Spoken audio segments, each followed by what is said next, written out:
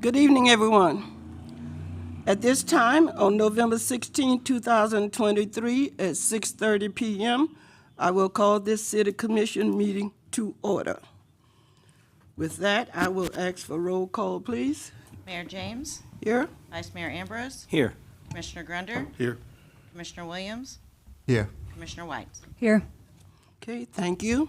With that, we are going to stand and we are going to ask for invocation from Pastor Newton, and then we're going to follow that with the Pledge of Allegiance.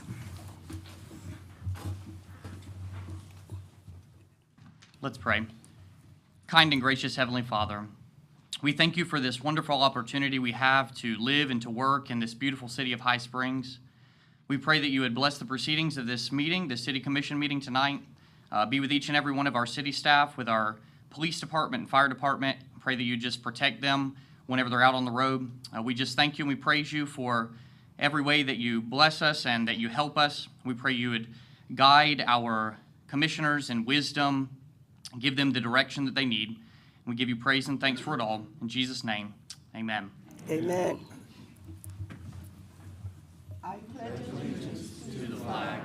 Of the United States of America, and to the republic for which it stands, one nation, under God, indivisible, with liberty and justice for all.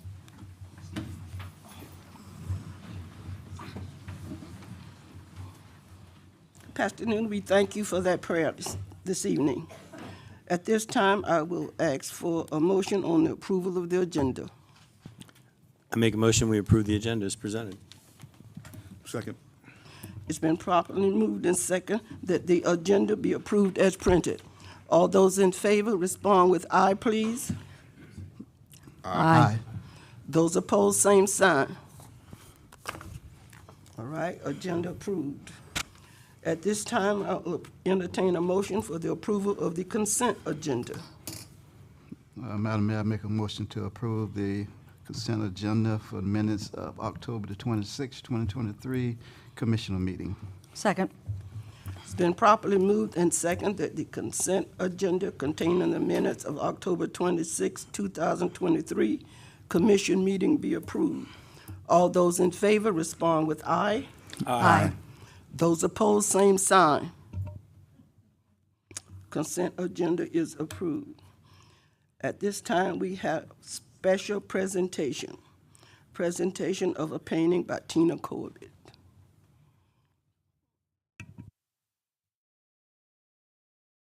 Good evening. I just want to tell you just a quick thing. One of the things that inspired me to do this painting was actually Byron.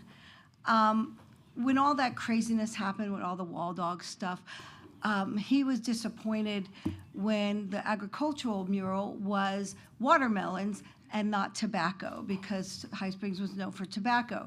Long story short, the reason behind that building getting watermelons was because the owner of the building has history in watermelon farming. So I felt like you did, Byron, that it really would have been cool to have a big tobacco with the big, beautiful leaves of tobacco. And I know tobacco's not great for you, but it is a pretty cool history. So I decided to do a tobacco painting. I was talking about it, and Mike Casey, who used to own River Run Olive Oil, told me there was a tobacco farm, because I had no clue what a tobacco field looked like, down 236, going a little bit past almost to 239. And so I went down there, and sure enough, there was a big, rich, very healthy tobacco farm. So I took pictures, and I painted tobacco farm. Of course, I put like a historic character into the painting to be depicting of High Springs history. So I would like to put it on loan here at the High Springs Commission office, if you'd like to hang as long as I guess we're all breathing. And then I made limited edition prints for each one of you, of the commissioners and the manager, because, you know, we all went through a lot of craziness during that whole Wall Dogs, a mural festival fight. And whether you agreed with me or not, you all worked very hard. You all gave your opinions, and you controlled the craziness as best you can. And I want to know that I appreciate every one of you. and that I just want you to have this limited edition print of that painting. So this is from Lanza Gallery. There's 6 of them for you 6. But the #1 print goes to Byron. Okay. Thank you.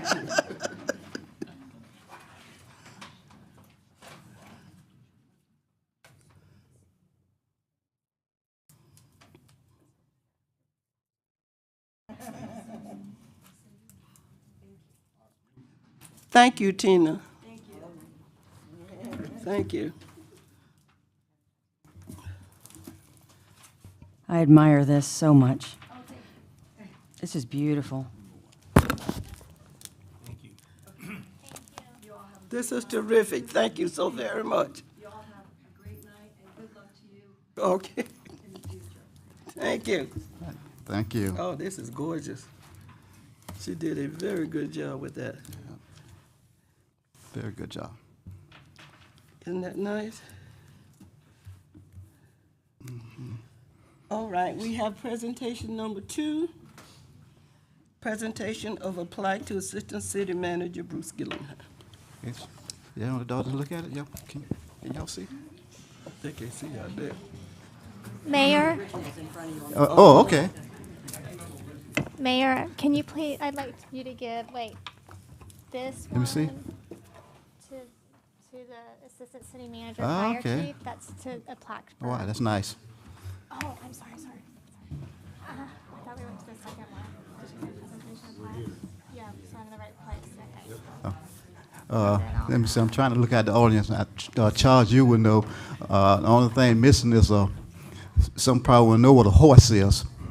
A horse is where you put the stick to string the tobacco. And I was sharing with a young man the other day. I always wanted to work in the fields, but I was too small. So all they would allow me to do was I used to get the tobacco sticks and put them on the horse for the ladies that were stringing the tobacco. It was something. That would have been me. That one, yeah, it would have been you and Velma.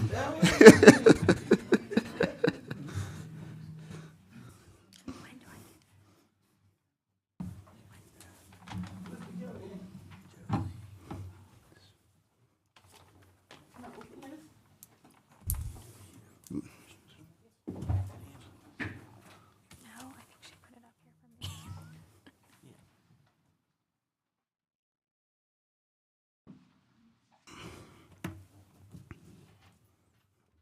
On behalf of the City of High Springs, all the work that you have done, all the years that you've been put in service in our city, and all the things that you've done for us, it would not be the City of High Springs without you.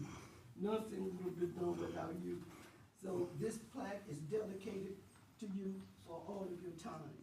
And it says, from the City of High Springs, with our greatest appreciation, we hereby present Bruce Gillingham for your unwavering dedication and support that leads to city's success with much gratitude.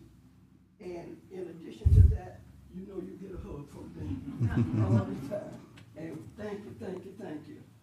And I'm gonna put the top back on it for you.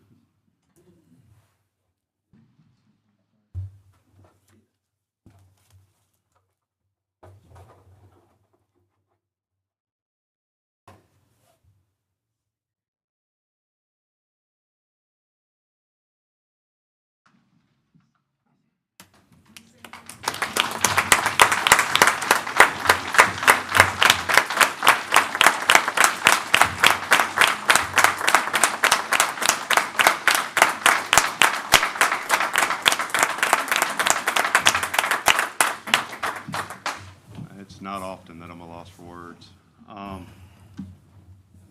All this is great, thank you very much, but without the dedication of our staff and the assistance our staff's given us throughout the years, anything that I've done or accomplished wouldn't be possible without it.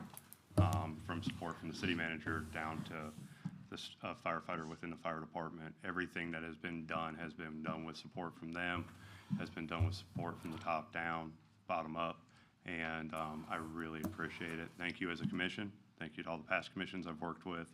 And especially thank you to the citizens of High Springs for allowing me to be your fire chief for the last 14 years and the last 3 years as city manager. Thank you. Thank you very much.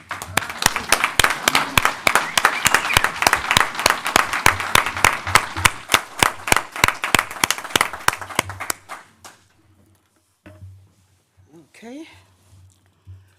Our next item is item F, which is unfinished business. Item number 1, discuss, consider, and act on a professional services agreement with Red Speed, Florida LLC for traffic safety camera program in the school zone.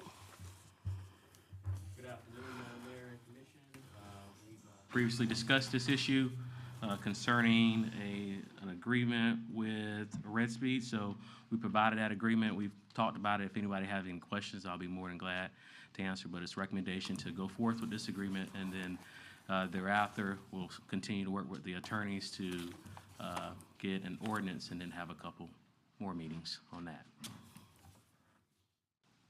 All right, Commissioners, do we have any questions, comments, concerns?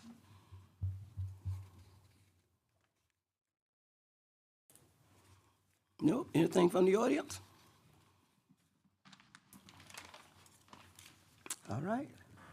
Motion? Madam Mayor, I'll make a motion that we approve the professional services agreement with Red Speed Florida LLC. Second. Okay, it has been properly moved and second, the agreement with Red Speed for cameras in the school zone be approved. All those in favor respond with aye. Aye. Those opposed, same sign. Agreement approved. Thank you, Madam Mayor.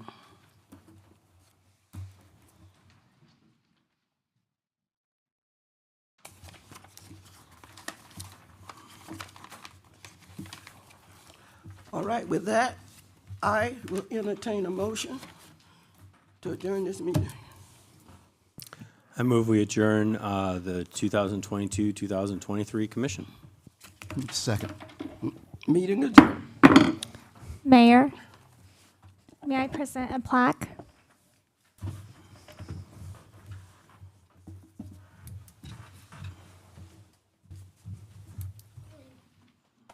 So I would like, on behalf of the High Springs City Commission and staff and the citizens of High Spring, we'd like to present this to you, Gloria James, in recognition of outstanding leadership and service as mayor of City of High Springs for 2022-2023. I'd like to add all your years of service. The city wouldn't be where it is without you as well. Thank you, Mayor. Thank you, sir.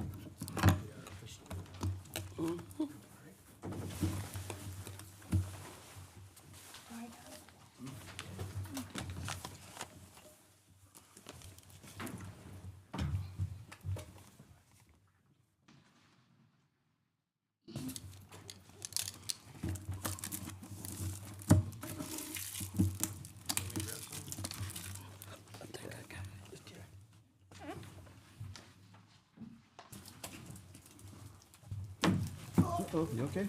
Excuse me.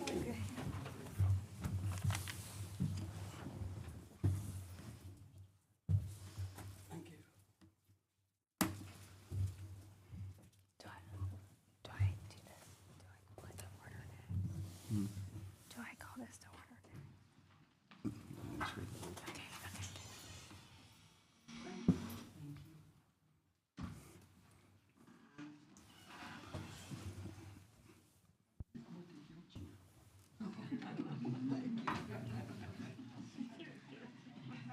What? All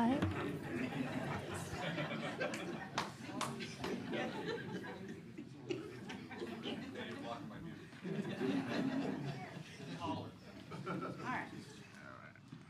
We're going to do the oath of office for Commissioner Miller. You ready? I, Andrew Andrew Miller, raise your right hand.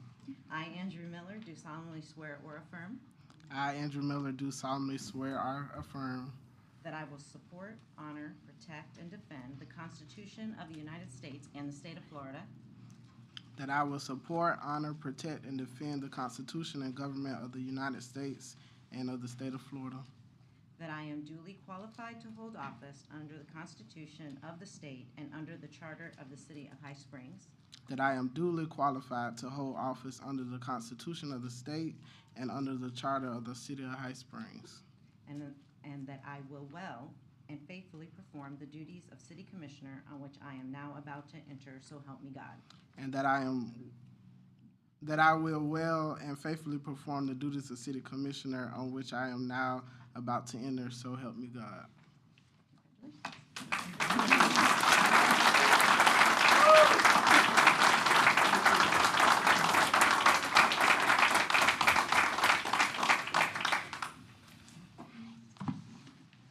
You got past the why, will.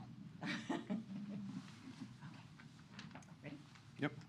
And I, Stephen Tapanis, do solemnly swear or affirm I, Stephen DePonis, do solemnly swear that I will support, honor, protect, and defend the Constitution and government of the United States and the state of Florida, that I will support, honor, protect, and defend the Constitution and government of the United States and the state of Florida, that I am duly qualified to hold office under the Constitution of the state and under the charter of the city of High Springs, that I, go ahead, I'm sorry, that I duly qualified to hold the office of the Constitution of the state under the charter of the High Springs, city of High Springs, and that I will well and faithfully perform the duties of city commissioner on which I am now about to enter, so help me God. and that I will well and faithfully perform the duties of city commissioner on which I am now about to enter. So help me God. Congratulations. I got past the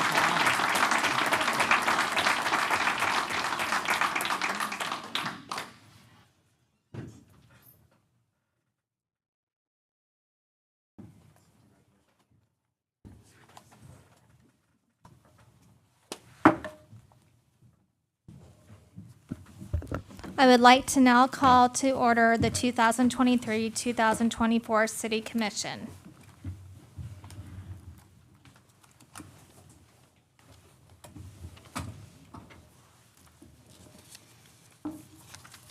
Roll call.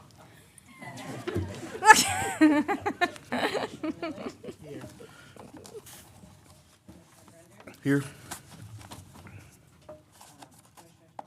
Here. Here. Here. I would like to accept nominations and elect the mayor. I'd like to nominate Commissioner Whites as mayor.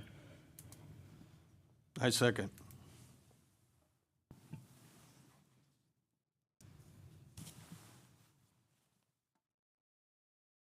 All those in favor?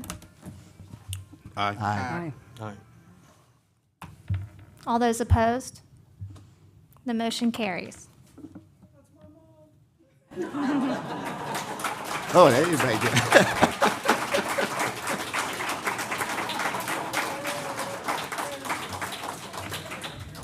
The mayor may now assume the chair.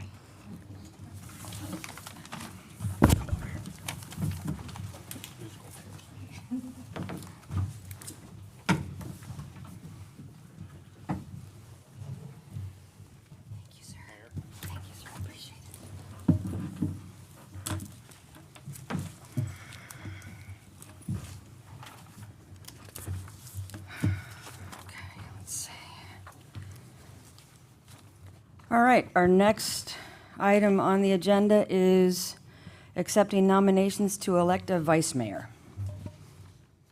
I nominate Kristen Grunder. Second. It has been properly moved and seconded that Commissioner Grunder be elected as vice mayor. All those in favor, say aye. Aye. Those opposed? Welcome, Mr. Vice Mayor.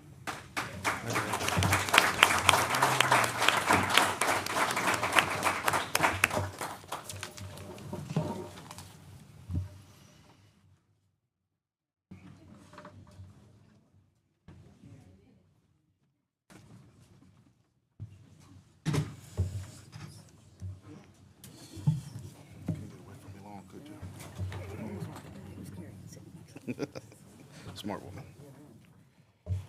Does it have like gold leaf on it or something?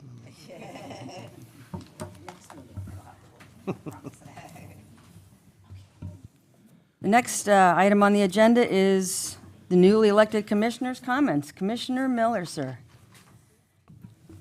I just want to thank everybody that has supported me. This journey has been very rewarding.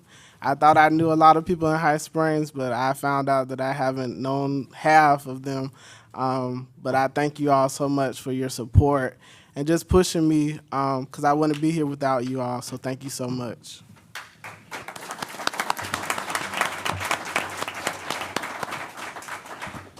Commissioner Tapanis. I as well want to thank all of you and everybody that supported me and helped me go through this journey. My family, my wife, and especially putting up with me throughout this whole thing.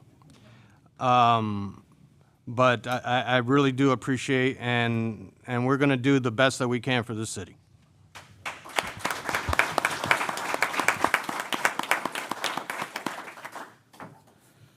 Welcome, both of you. It's good to have you here. Next item on the agenda, G, citizen requests and comments for issues not on the agenda. Please state your name for the record and limit your time to 5 minutes if possible, please.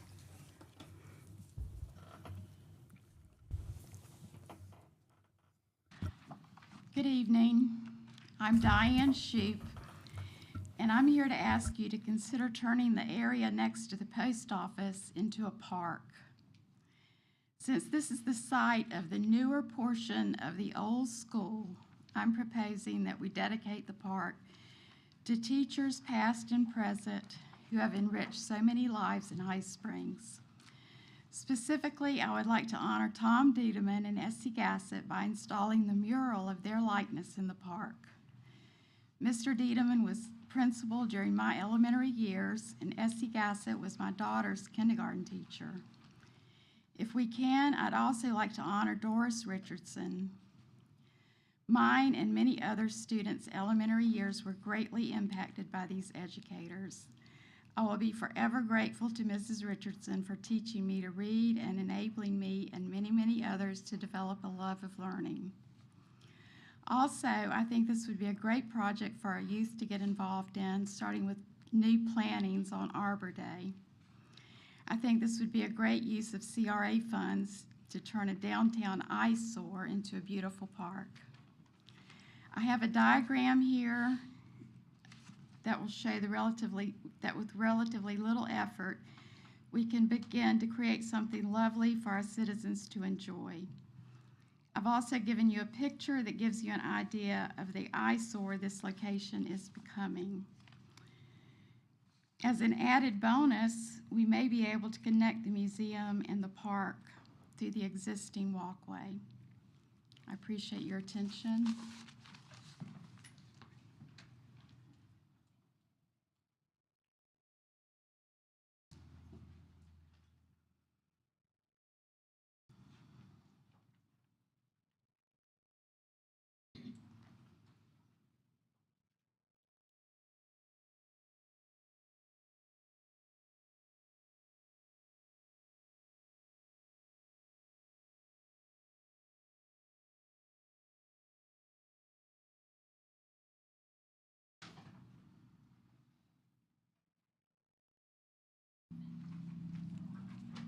Commissioners, do you have any comments or questions about this?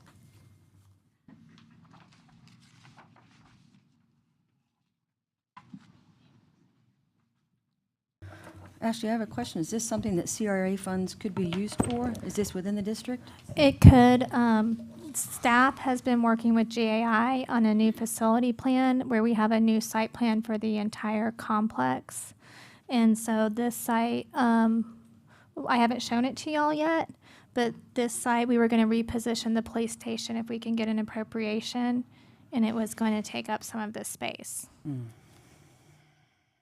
Because we have to go from a 3,000 square foot building to a much larger building. I think it's a great idea. Just maybe we can incorporate a park into the new municipal site. I could have the land use planners work on that because I think it's a great idea.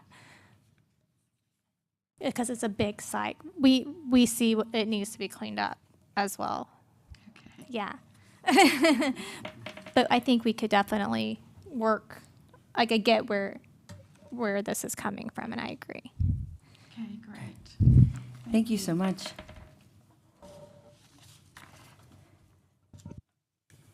Is there any other comments for issues not on the agenda?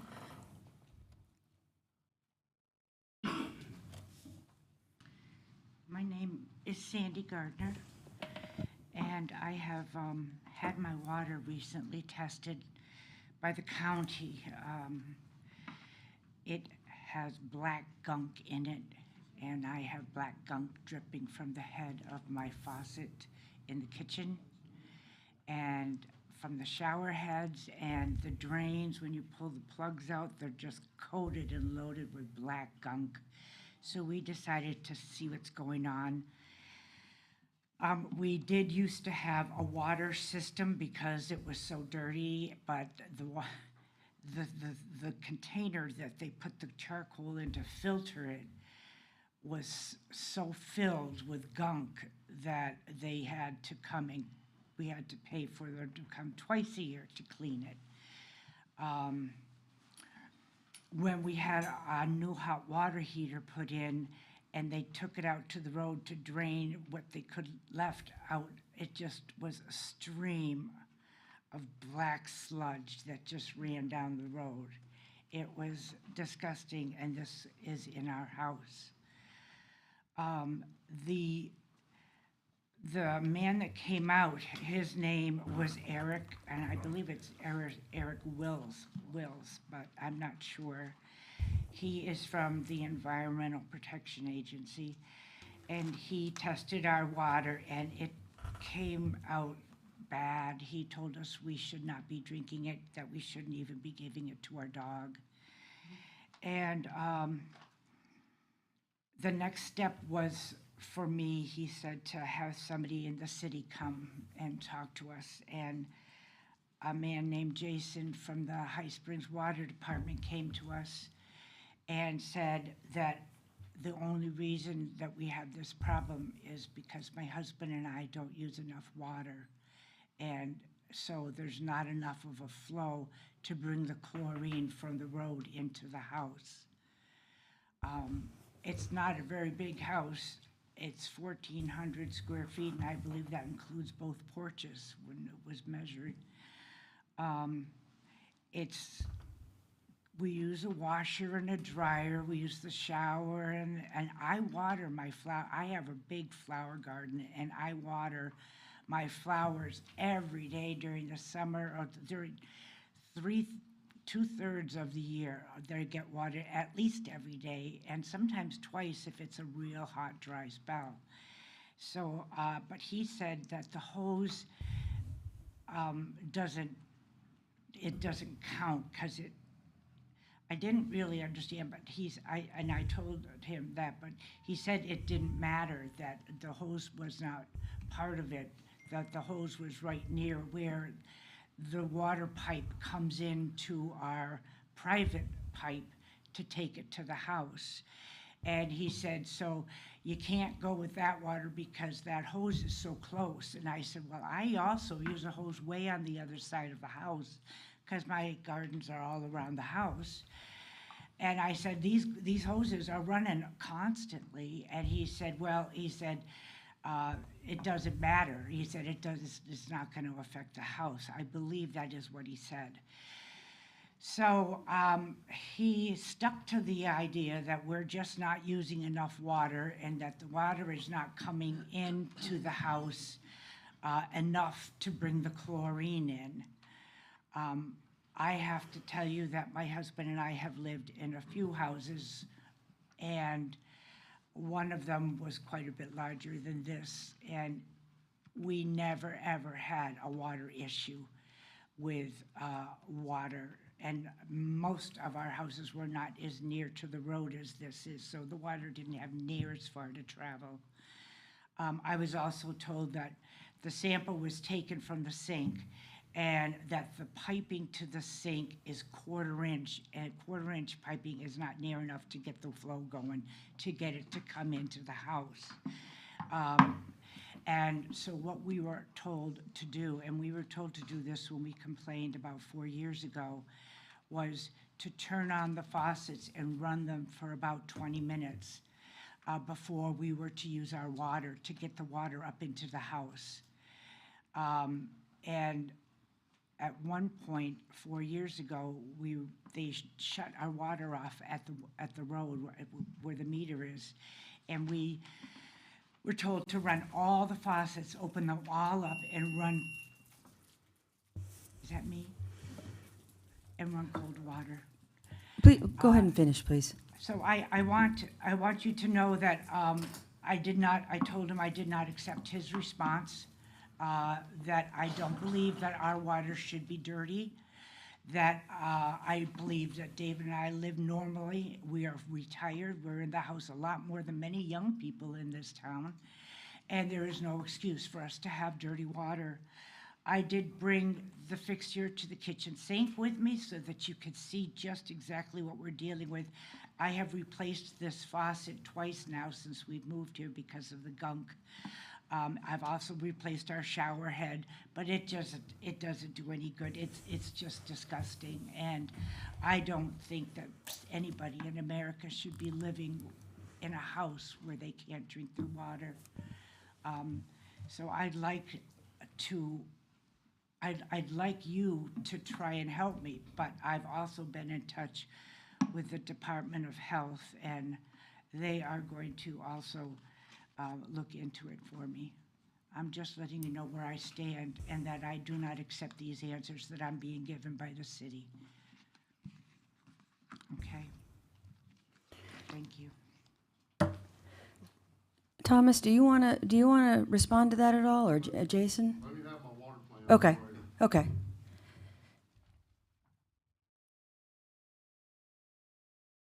Yeah, my name's Jason Keitel. I'm the water plant operator. I can present my findings on that situation. When I came to her house, I talked to her husband, told her what I was gonna do, and I was gonna go to the east side spigot. This is the one I saw, the one she's talking about with the hose.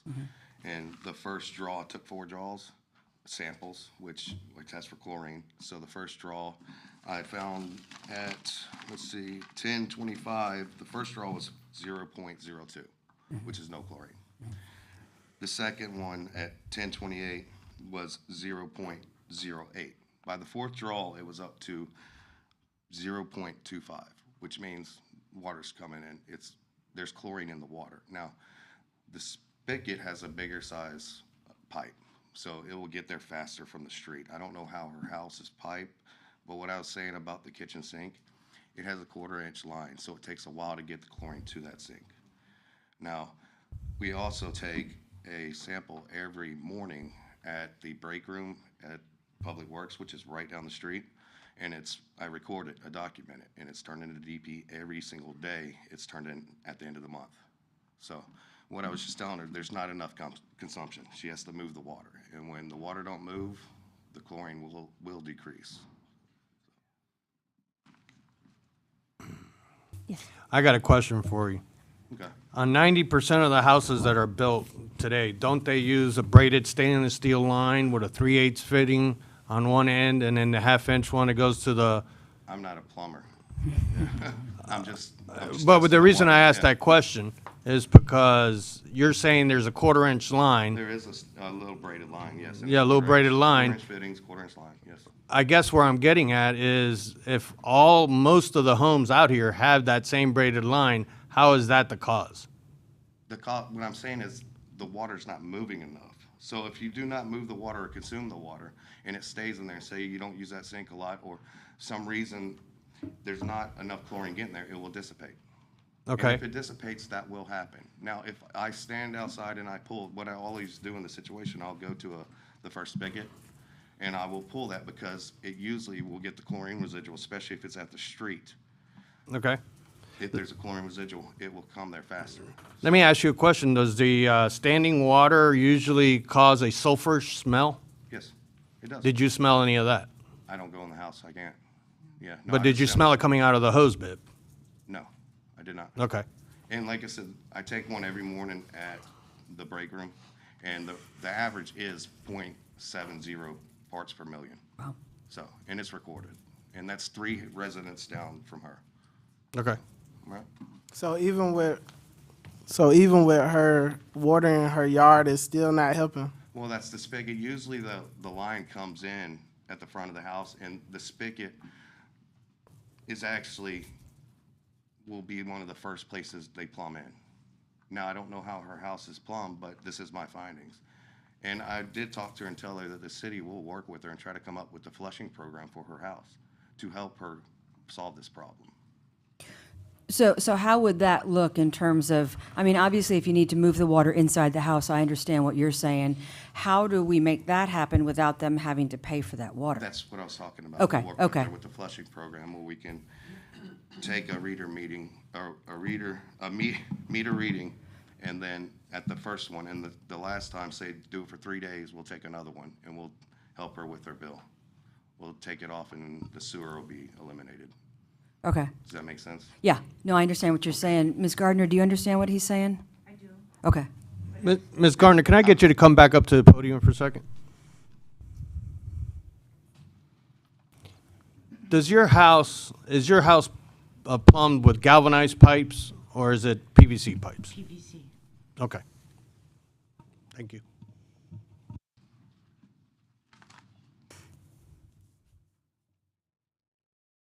So then I guess the next step would be to let Jason and/or Thomas reach out to the Gardners to come up with a plan to present for them to try to address the issue? That would be the next step if the resident is okay with that Okay. solution. Donald Alderman, just a little bit of information on this topic here. What they're saying is true about not getting enough chlorinated water to the house. About 20 years ago, they were trying to get the water to all these houses. The problem was with that is anybody within 20 blocks of the water tower was getting too much chlorine. You could make a gallon of tea and it would be yellow the next day. So our biggest problem in this city is the way the city's laid out. The web type it's laid out is we have no loop systems. It's dead end runs. Right. So if you try to drive the chlorine to the end, you overdrive everybody close. Now in her case, there is if she wants to look this up, there are ways to individually chlorinate your pipes once a year. You put an injector on it, you put the chlorine, you go to the spigot on the far side of the house, you open all of them, runs chlorine in it, it'll kill the stuff. 2 or 3 hours later, you just flush it out. That would probably be more simple than anything else. I used to do that down south. So if she wants to look into something like that, it's very simple. It's usually a little device. Somebody drops some chlorine tablets in it, and when you open a spigot, it just draws that heavy chlorine into the pipes, and then you let it sit. And a couple hours later, you flush it out, and your pipes are clean. Just a little advice there. Thank you. Okay, any other comments for items not on the agenda? Be careful, Mr. Riddle. Brad Riddle. I want to add to something that Donald said and maybe for Thomas. Is it possible that some of this sludge, that maybe she needs to put a backflow preventer on her spigot if she's watering her hoses a lot? Is it possible that some of that contamination is coming through those hoses back through the house? It's just an idea.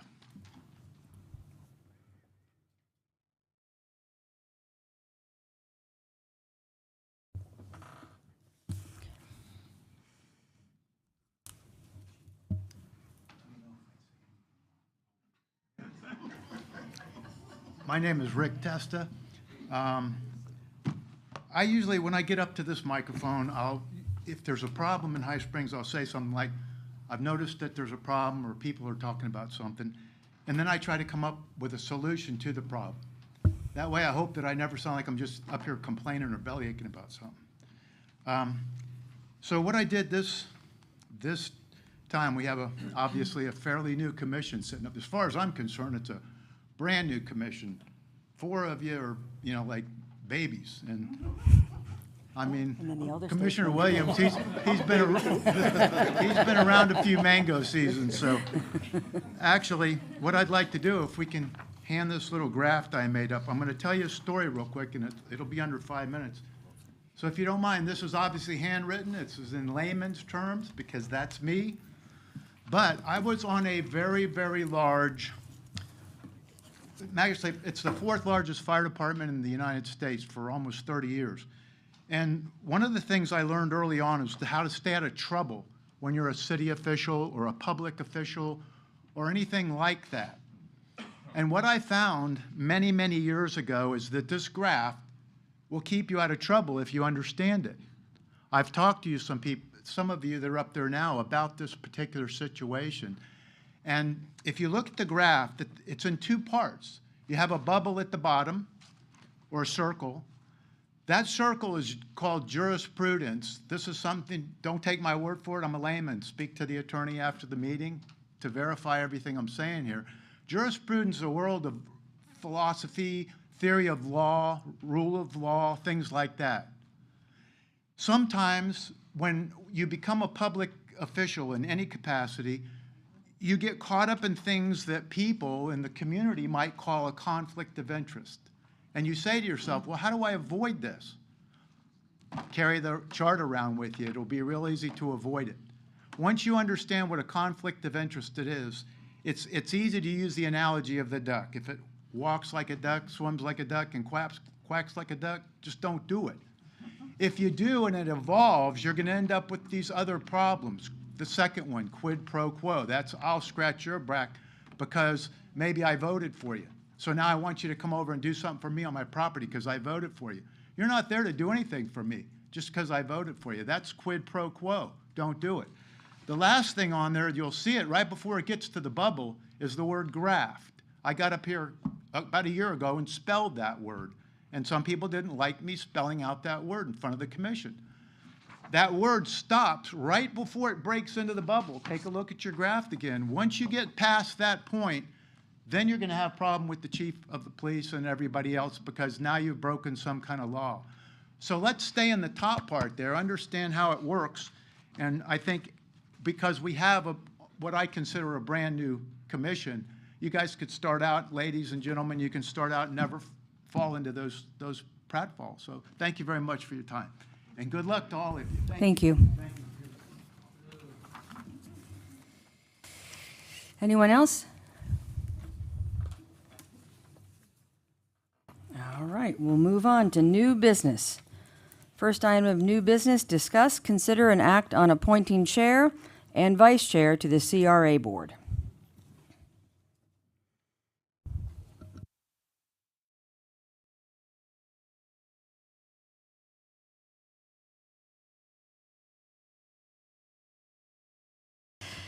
Typically, gentlemen, just so you know, down to the left, this normally goes to the newest commissioners. So I don't know. It's up to the commission how you want to handle the CRA board chair and vice chair. So I don't know. Do we have a nomination for somebody to be the chair? I'll nominate Commissioner Miller for the chair and Commissioner Tampanis for the vice chair. Can I do both at once? Is that possible? Can we do both at once, Mr. Walker? You should do it separately. Separately. Okay, so we'll take nomination of Mr. Miller as chair of the CRA board. Do I have a second? Second. It has been properly moved and seconded. All those in favor say aye. Aye. Aye. Those opposed? Welcome to the CRA board, Mr. Miller. Now we will accept nominations for the vice chair to the CRA board, please. I'll nominate Commissioner Tampanis. Okay. Second. It has been properly moved and seconded that Mr. Tapanis be the vice chair of the CRA board. All those in favor, say aye. Aye. Those opposed? All right, Mr. Tapanis, you are the vice chair of the CRA board. Next item of business. Discuss, consider, and act on appointing, reappointing members to various city boards and committees.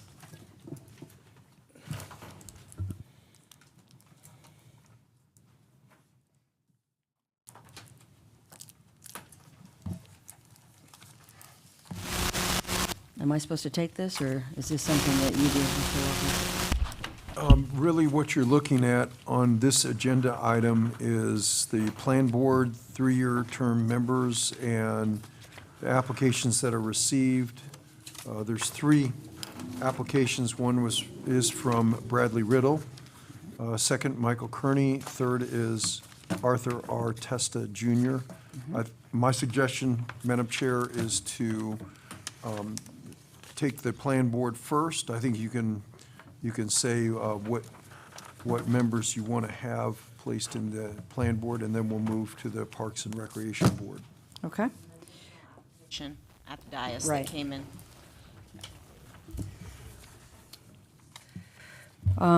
We've got Brad Riddle, who has submitted his application to serve again for another 3 years. Do we handle the one appointment first, or? Yes. Okay. Any discussion, commissioners? I make a motion, we renew it. I second. All right, it has been properly moved and seconded that Mr. Riddle be re-upped for another 3-year term. All those in favor, say aye. Aye. Aye. Those opposed? Thank you, Mr. Riddle. Be careful when you leave here. You're in it for another 3 years, buddy. Yes, sir. For the seat that Commissioner Tapanis is vacating, we have 3 applicants. Mr. Kearney, Mr. Testa, who is here, and Justin Hancock, that came in just, I guess, recently. Commissioners, any input, any? Does this thoughts on this? appointment have to happen today? Since you are no longer there, yes, I think it does. We have a plan board meeting coming up. We have a Plan Board meeting coming up. If you don't have another member, you have 4 and possibility for a tie, then you're going to, that's a no I get it. vote. So that would be really the only consideration in delaying it. You would be able to delay it if you so choose, but you're setting up a potential tie vote.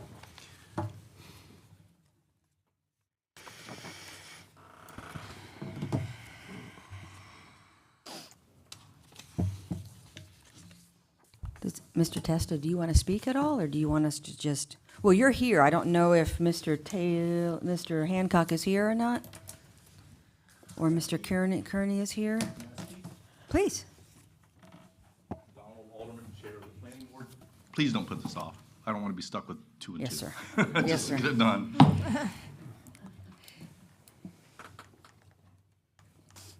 Commissioners, do you have any I make a suggestions? motion that we appoint Mr. Testa for the Okay. position. Do we have a second? I second it. Okay. It has been properly moved and seconded that Mr. Arthur R. Testa be appointed for the vacant seat on the Plan Board. All those in favor, say aye. Aye. Aye. Those opposed? Welcome to the Plan Board, sir. Thank you for your service. Madam Mayor, the next item is the Parks and Recreation Advisory Board, 3-year term. Members are Jeffrey Duberstein, Linda Hewitt, Joanne Tremblay, Danny Finn, Cassandra Davis, and it looks like we have Jeffrey Duberstein his term is ending along with Danny Finn. Okay. And we've only received 1 applicant, is that correct? And neither Mr. Dobertine or Mr. Finn want to re-up?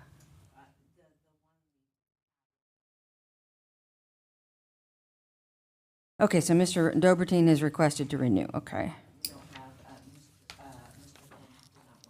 Okay. So I guess Commissioners, do we have anything to say on reappointing Mr. Dobertine? So moved. Second. Second. All right, it's been properly moved and seconded to reappoint Mr. Dobertine to the Parks and Rec Advisory Board. All those in favor, say aye. Aye. Those opposed? All right. Madam Mayor, you do have James Amato, who is serving as your alternate. You could place Mr. Amato, so then you'll have a full board and then look for an alternate down Yes, sir. the road. Yes, sir. I'm in the game, Okay. coach. Okay. Was that a nomination? That's a nomination. Put him in the game, coach. Okay. Second. All right, it has been properly moved and seconded that James Amato assume the vacant seat by Mr. Finn. All those in favor, say aye. Aye. Those opposed? All right. Now, will we advertise for an alternate in case we need one, or are we just, we're good that we've got a full board? No, I just didn't know what the. We advertised. Okay, okay. So we have a full board, so that's, okay. Thank you. All right. Next item on the agenda. Before you go to your next item, Yes, ma'am. I don't know if you want to do it tonight, but you're going to have to appoint somebody on your MTPO board. And I know that the next meeting is scheduled for December 8th at 5 p.m. Now, they Okay. have been allowing you to do it on Zoom if you like. Christy's been doing that, hasn't she? No, she's been doing the been planning doing it, council. that's This is what the I'm telling you. Oh, okay, transportation. So okay. you know. Okay. All right? MTPO board? Metropolitan Transportation. Yeah. Okay. And I know the next meeting, as I said, is December 8th. So we'd still have enough 5 time o'clock. to get that on the agenda before for the next meeting, before that meeting? Yes. Okay. Okay, thank you, ma'am. All right. Next item on the agenda, discuss, consider, and act on authorizing the following personnel to sign checks and investment documents in compliance with Section 2-97 of the High Springs Code of Ordinances, mayor, vice mayor, city manager, and city clerk. When we make the motion, we have to make sure we state the names of the people in those positions. Okay, okay. Commissioners?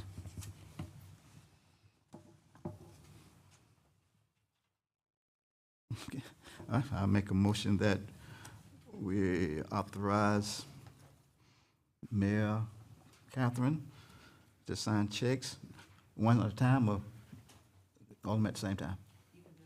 Okay, and Vice Mayor Tristan and Angela Stone. And Ashley. And Ashley, I'm sorry, city manager. I'm okay not signing them. Yeah. Okay. I second. All right, it's been properly moved and seconded. All those in favor, say aye. Aye. Those opposed? Passes 5-0. Next item on the agenda, discuss, consider, and act on fiscal year 2022 city audit, James Moore and Company. Madam Mayor, I'm afraid that they are not able to make it very last minute. Something happened, so we will move that forward to the next meeting, if that's okay. Okay. We'll reschedule whichever agenda we want to do. Okay. So so we're not doing anything for 20, we had 2 items on here. Correct. So both will be That's correct. tabled until, okay? Thank you. So items number 4 and 5 are tabled. Do we need To set a date certain for the next meeting, or can we do that, Diane? Set it for the next meeting? That would be fine. Okay, so that would be November 28th? 28th, yes, ma'am. Okay. Thank you. Do I need a motion for that, Mr. Walker? Okay, so we'll just set it for a date forward. Okay. All right. Item number 6. Madam Mayor, I'll go ahead and read that by title only, if you'd Yes, like sir. me to. Thank you. This is ordinance number 2023-14, an ordinance amending the City of High Springs, Florida Code of Ordinances by establishing Appendix D, Schedule of Fees, Rates, and Charges, by amending the rates charged by the water system and recording those rates in Appendix D, and further provide an effective date. The appropriate motion is to pass ordinance number 2023-14 as read by title only. Items, the sewer, water, and solid waste are 3 separate agenda items and separate resolution, or ordinances.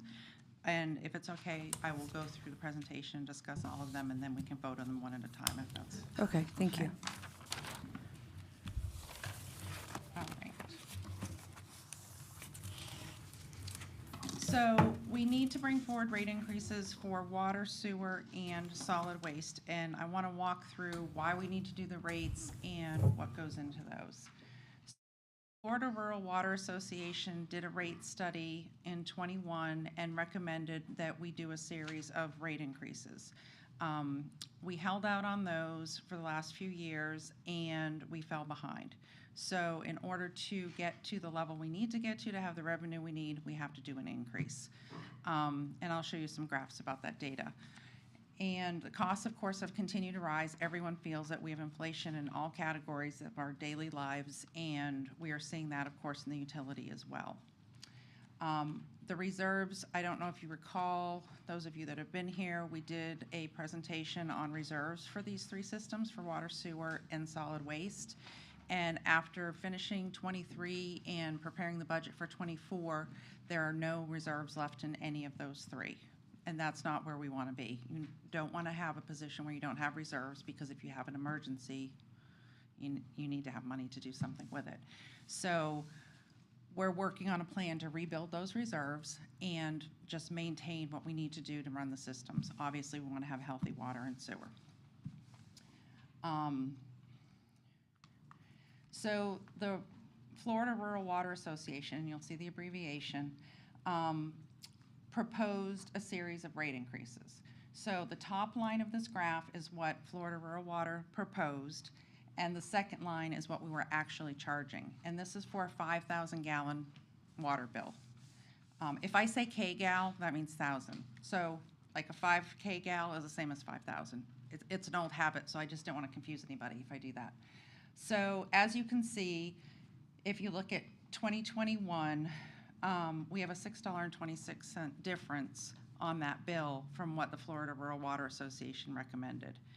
And keeping in mind the study was done 21, 22, we've continued to have more inflation than probably was in their model. My guess would be, and I don't know because I don't have the details, but my guess would be, I think actually I did look at it, it was like 3%. We've had much more inflation than that in the categories that really impact our water systems, in the chlorine, in the utilities, the parts for the plants. So we've fallen behind. So if you look at this graph, the orange line is what the Florida Rural Water Association recommended.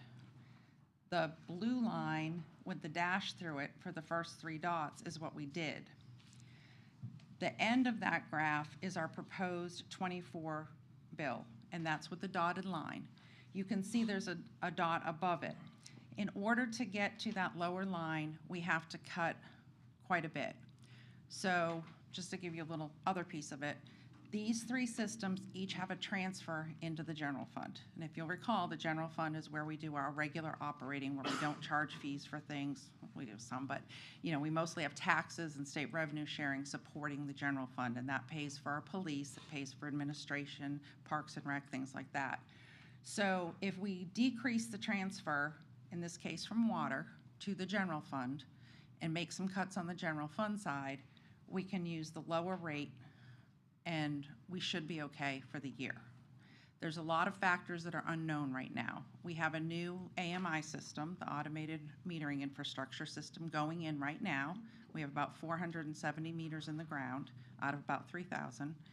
And we had a lot of dead meters in the system. So there were several people that were just paying a minimum charge for their bill and not paying for any usage.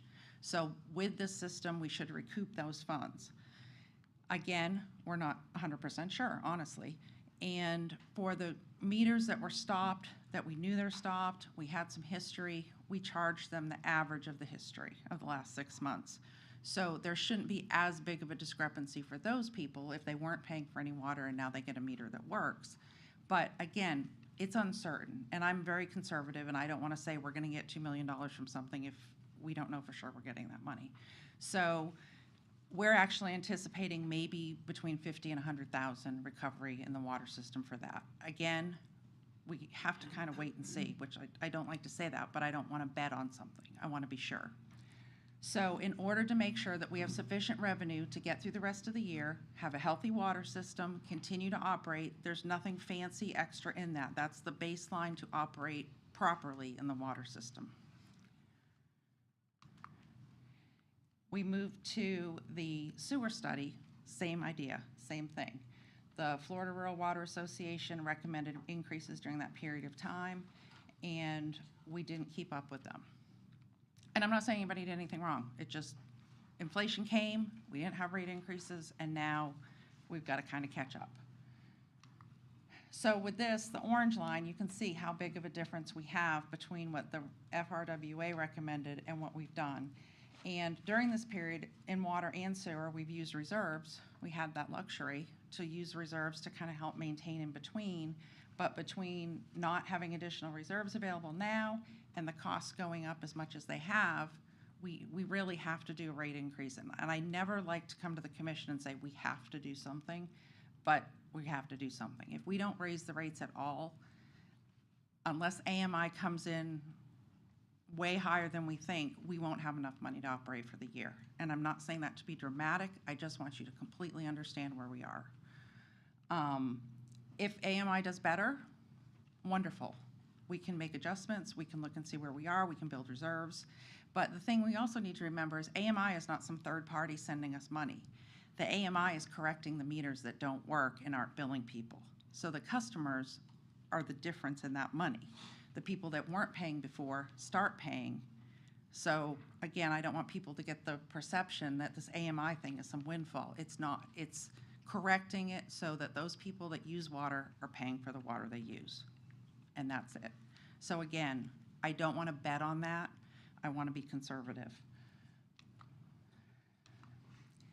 So we'll go through each of the three systems real quickly. I mean, I've talked a lot about it already.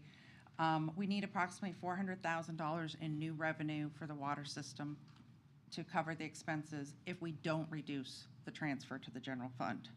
If we reduce it by about $280,000, that keeps us closer to surrounding community rates, and it's a little more manageable. The expenses in '23 were right on target. We didn't get the revenues we thought we were going to get. AMI, this project had been planned to come on a year ago, more than that. It didn't come. There were shortages in meters, and we couldn't start the project. So because of that, we had anticipated revenue that didn't come. So I don't want to do that again and have another shortfall. Of course, replacing the stopped and malfunctioning meters is going to get us where we need to be. Like I said, people using the water will pay for the water.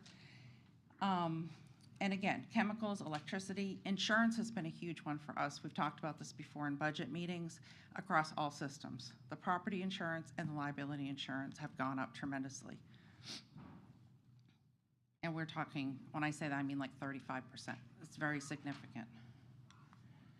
So the sewer costs, similar thing. So for those of the people that don't know, your sewer is based on your water meter reading. So if you put 5,000 gallons through your water meter to your house, the assumption is that 5,000 gallons go back into the sewer system for us to treat. So if you're using an irrigation meter, you don't pay sewer. That's outside. It's obviously not going back to our system. So the meters impact the automated meter reading, and the new meters and failed meters impact the sewer system, because that's the basis for billing the sewer system. You don't consume sewer like you do water, so you don't have a way to meter it. The grinder pumps in the sewer system are a huge expense for us. I came from Gainesville. We don't have grinder pumps in Gainesville, so I got here and I'm like, I don't know what this is about. So apparently there are multiple grinder pumps throughout the system that continue to fail, and they're very expensive. And so that's what moves it. We don't have a gravity system 100% where everything can move. We have to pump it through, and if those pumps stop working, you have backups. So clearly it's an emergency. You want to send somebody right out and fix it. That's expensive. And that's a whole nother topic we'll bring to you as a separate conversation, because that's a significant discussion. And again, the increased wastewater treatment and disposal, we have to haul away.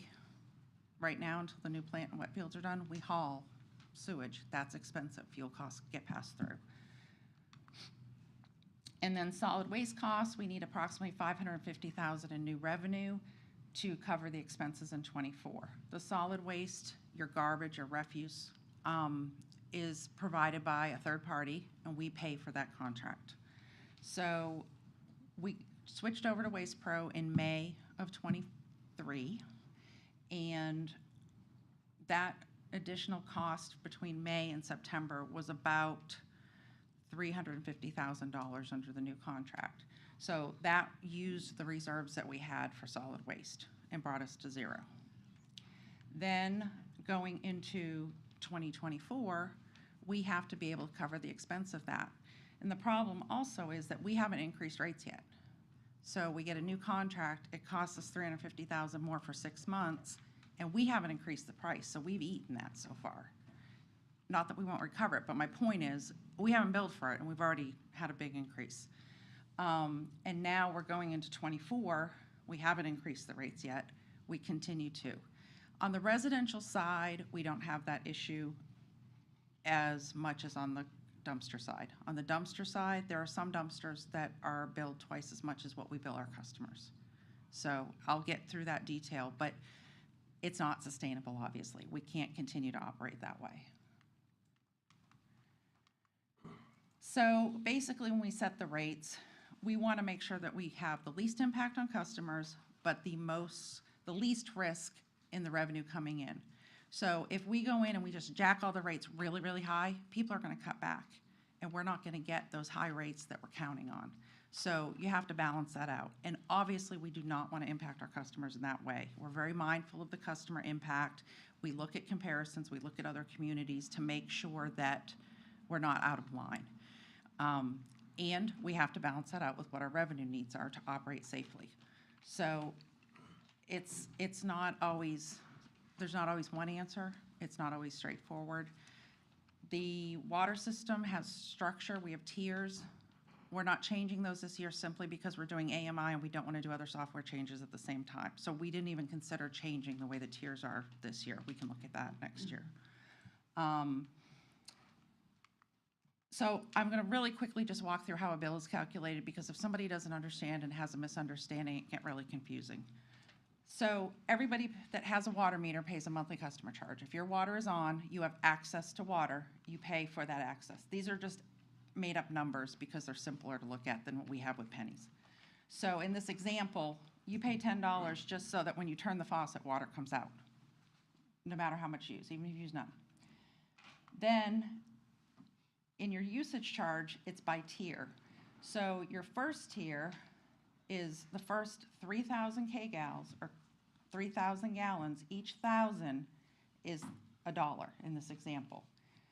Then if you go to the next tier where you've used more than 3,000, the price goes up, but only for the next 2 kgals. The first tier is always going to be 1. So your first 3,000 are always 1. It doesn't make you have to pay $2 for all of it, if that makes sense. Does that make sense? If I'm confusing anyone, please stop me. And as you go up the tiers, you can see it gets more expensive, and it's called the conservation rate. Typically, anything over $8,000 to $10,000, 8 to 10,000 gallons is typically above your average users, and that would usually reflect irrigation. So it's something that can be conserved, and we have to think about that too. So if we made that top tier $10, nobody's going to do it. It's going to be too expensive, and we won't get that money, so it doesn't make any sense. So the proposal that we have, I'll explain what this is right now. So the first column tells you which part of the rate it is. We have the monthly customer charge and the tiers like we just looked at. The orange column is what the prices are currently in 2023. The blue column is what we're recommending as your new rates going forward. And then the next 3 show you Gainesville, Alachua, and Newberry's rates. The only difference is our tiers are a little bit different. Like ours goes 0 to 3, 3 to 5. Theirs break at 4. So it's just for information until you get to the bill at the bottom. The bill at the bottom is oranges to oranges. So for a 5,000 gallon bill for water, it's $26.45 right now. Under the new proposal, it would go to $31 for a difference of $4.55. And you can see in Gainesville, that's $23.20 with new rates that went in effect October 1. Alachua was $24.11 and Newberry's $24.10.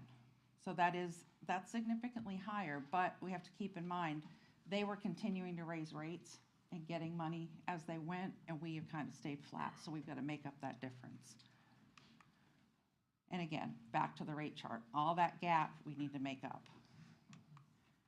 So sewer, this is set up similarly. The difference between the sewer and a couple differences. In water, whether you're commercial or residential customer, everybody pays the same amount. You use the same rate structure. In sewer, it's a little bit different. There's a little higher pricing for the customer charge in the commercial rate. So currently in 2023, we look at a customer charge of $41.67. That is including 5,000 gallons. So your first 5,000 gallons, even if you only use 3, the first 5,000 gallons is $41.67, and then you pay the KGAL charge after that. So we're recommending a $4 increase in that customer charge to $45.67. And if you go to the next table below, you'll see the bills. In 2023, it's $41.67, and we go to $45.67 is our proposal. And you can see Newberry, Alachua, and Gainesville are really in line with those numbers. We're right in the middle of that range. And again, this is the graph. It just reminds us that we have to fill that gap.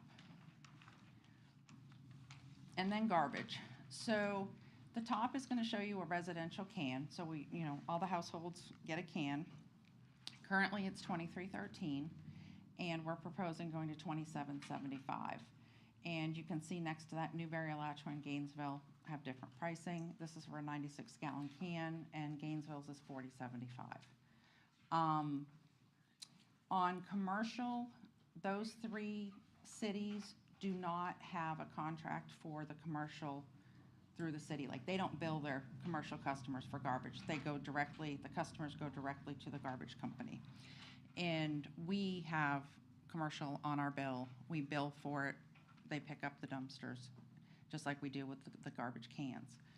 So there's a commercial can for, there's a can for commercial. So that's the second table, and it's based on how many times a week they pick up the can. So as the more they pick up, the higher the price goes. Then the bottom is the dumpsters. So down the left-hand side, you can see a 2-yard, 4-yard, 6-yard, 8-yard dumpster. So that represents each of the rows. And then the columns are how many pickups you have each week. So the first box, 119.77, is if you have a 2-yard dumpster and it gets picked up once a week. And these rates are a pass-through of what we're being charged by Waste Pro, plus about 20% to recover the transfer we make to the general fund. So when we had a prior contract, we weren't billed the full $23.13, and we were getting about $9 a can, and that paid for the transfer. But we're not getting that anymore. We were being billed what we charge our customers. So we have to make up that difference with an adder. So obviously, this is going to be hard for our customers. This is about a $13 increase for water, sewer, and garbage if you use about 5,000 gallons of water.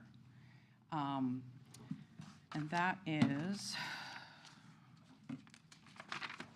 let's skip ahead. I think it's about 14%, but I don't want to guess.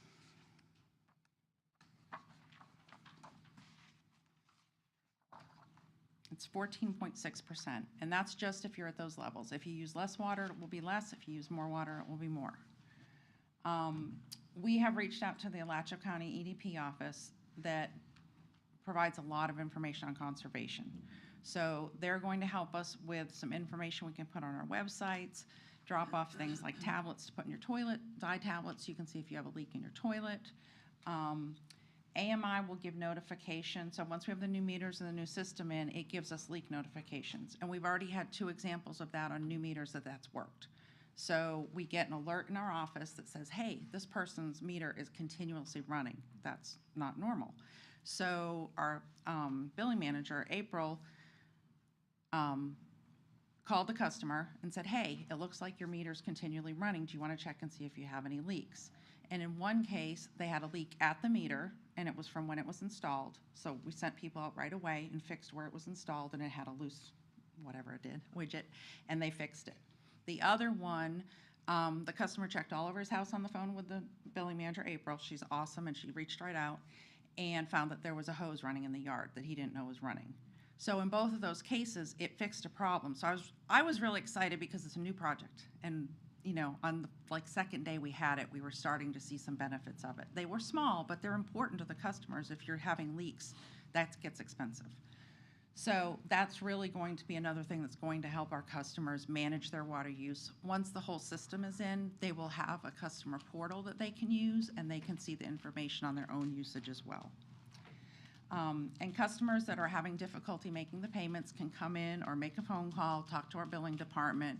We do payment plans when somebody has a good billing history and we feel comfortable that they'll be able to make the payments. We want to make it that people can afford to pay their water bill or their sewer bill. And we understand this is not an easy thing to absorb, and we wouldn't present it if we didn't have to. You know, there's nothing left in the water and sewer system. Everybody can find something, but really for operating, we need everything that's in the budget to operate and have a safe water and sewer system. The Public Works Director was right on target on budget the last 2 years. There's not any issue with people going over budget or wasting in those areas. And like I said, we do want to look to the general fund, make some cuts and some changes to help offset the pressure on these systems. If we didn't make those cuts, these would be more than twice as much, the increases. And obviously we can't do that. That's not okay. So we're looking at cuts on the general fund side.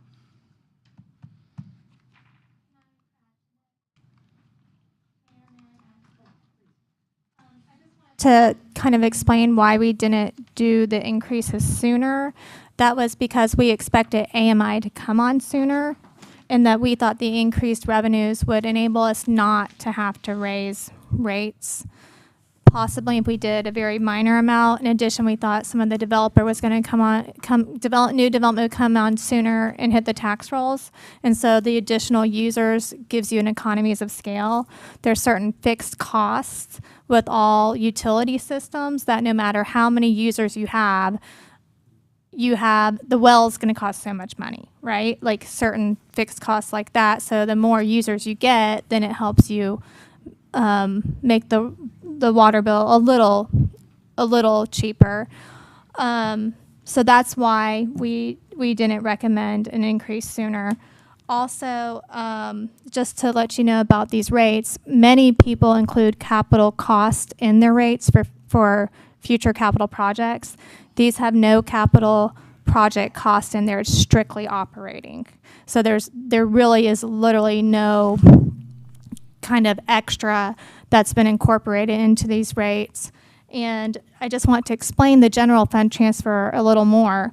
It's not necessarily just a money grab from the general fund. It's to reimburse the other departments for the services they provide to the utility department. For instance, my position and the assistant city manager's position, although it's not included in water and sewer, it spends a significant amount of time supporting the efforts and things that go into it, as well as finance department. A lot of other departments are interactive and support that department, so it's to help pay for the services of the other departments. So I just didn't want you to think we're just grabbing from the general fund willy-nilly, but we do see the general fund and additional cuts as a solution, a part of the solution for us not having to raise the rates higher than we're recommending.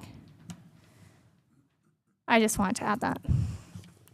Do you know the average household here, how much it consumes? Is it the 5,000 gallons or? For July of this year, it was 5,000. That was when I started working on the rates, and it was 5,000 at that time.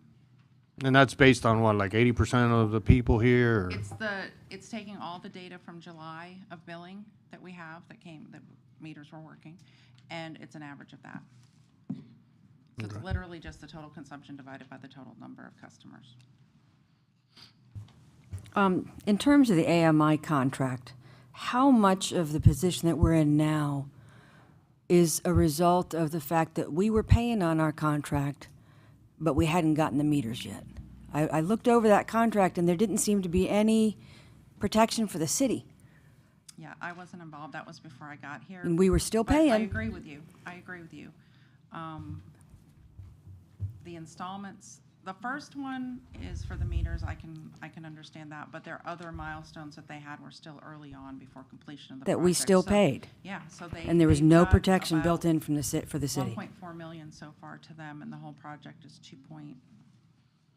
I think. A lot of those costs were because it's kind of like when you do any construction, you have to pay for the materials. Sure. And so Yeah. that was a large part of it. Usually in these circumstances, it all happens a lot quicker. So you have the year of revenue, as we had discussed when we signed the contract. I've seen it play out exactly that way in many cities. There was a supply chain issue that was said, that there was. Whether other people got pushed in front of us or not, I really can't tell in that situation. I doubt it. And I know so- supply chain issues are a real, Yeah. genuine issue. Yeah, it is, and it was a big impact to us. I can say, with the maintenance, they were wanting us to charge us for the maintenance, and I did tell them that we're not starting a maintenance, paying for any maintenance, because they've not done any maintenance because we didn't have the system up and running. So that's not happening. So there was some pushback on staff for some of that, but we were a little limited because materials and supplies had to be paid early. So I just wanted you to know that it wasn't just we're giving them money. No, for I nothing. understand. I mean, it's not uncommon my day job, we do that. If we're going to do a big job, we request a deposit invoice to cover materials. I get that. But we don't start charging for labor until we're actually doing the work. It appears to me that we were paying for the labor before they were doing the work. Is that an accurate assumption? That's accurate. 'Cause That's that's how the- the contract is written. How do we sign a contract like that? I don't mean, know. I wasn't serious involved- question. I I mean, wasn't Mr. Walker, involved maybe in you can, you can speak to it from a legal standpoint more than I certainly could. I'd be happy to look at that in further depth, and perhaps there is some negotiation that could be had, especially if there's a supply chain problem that's on their end. I'd be happy to work with your manager on that if you like. I just would like to look further into the labor that wasn't paid for, because I know that they were doing such as labor on the data centers and some other things ahead of time. So I'm happy to look into that further, but I know that there was some labor. So if there was a gap, I'm happy to work in that, look at that. On the garbage side, I was taking notes while you were talking, and I looked at the contracts that you forwarded to us. You said that May to September, so 5 months, the first 5 months of our current waste haulers contract, we went over by $350,000. So we were spending $70,000 more per month for the first 5 months of that contract. That's correct. But we were told, and I can't, Commissioner Miller and Commissioner Tapanis wouldn't remember this, but we were told that they were going to honor the same price. So why were we paying $350,000 more? And that's all our reserves right there. Right. That's How an did that assumption. happen? I don't know. I wasn't part of the negotiation team. So the majority of what that was commercial was that we were subsidizing commercial. And so the response to that was based on the cost of the residential. We were charging the same residential. The residential was a bit higher as well. But they weren't charging us the same residential. We were told that when they assumed the contract, they would honor the prices. Their price for a residential can went up 85%. Why didn't we know that? I don't know. We provided the information for the negotiating team, and we didn't have any involvement till it was done. But one of the big gaps, like I said, is GFL charged us $9 less per can. Right. And now Waste Pro charged, when we started the contracting currently, the same amount that we charge our customers. We lost that $9 gap, which made our differential for the general fund. So of course we're in the hole. I mean, it makes sense, but, I mean, I know, Mr. Walker, I don't know if you can, did the contract that you guys reviewed, was it not apparent that we were going to be charged 85% more? We were told that they were going to honor the same prices.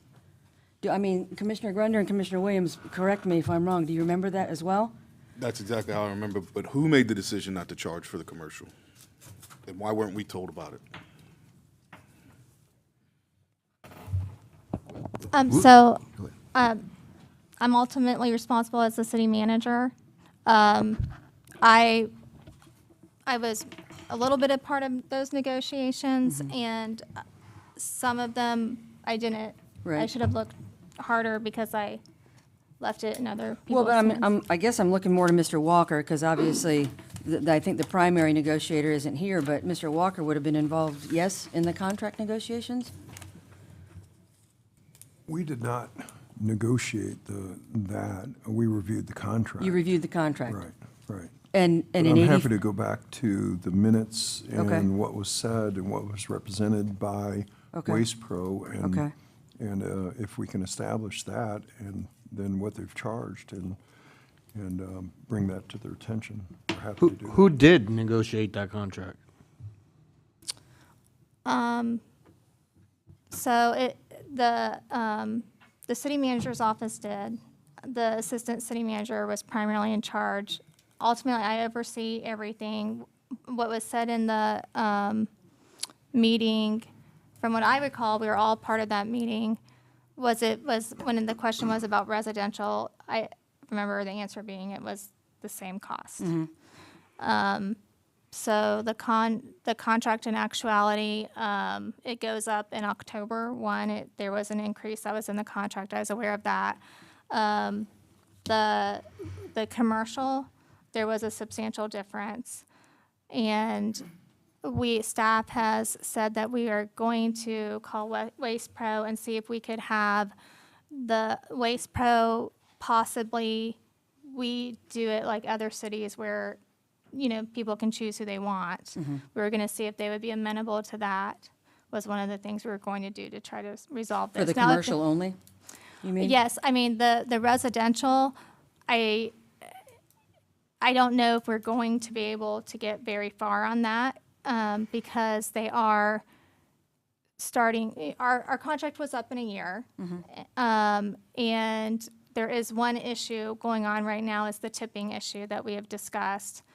In essence, I think that everyone knows our issues with GFL, and that they are aware that the city didn't want to be with GFL anymore. So in essence, you have one other provider that's likely going to be the one that's to provide service. We can try on the residential. I'm just going to say I don't know how far we're going to get, because they have a partial monopoly almost going on here. They do, I understand that, And yeah. so- But on the other hand, We're going to try for everything we can get. I'm not going to say, hey, we're going to try this for this and not that, but we will try.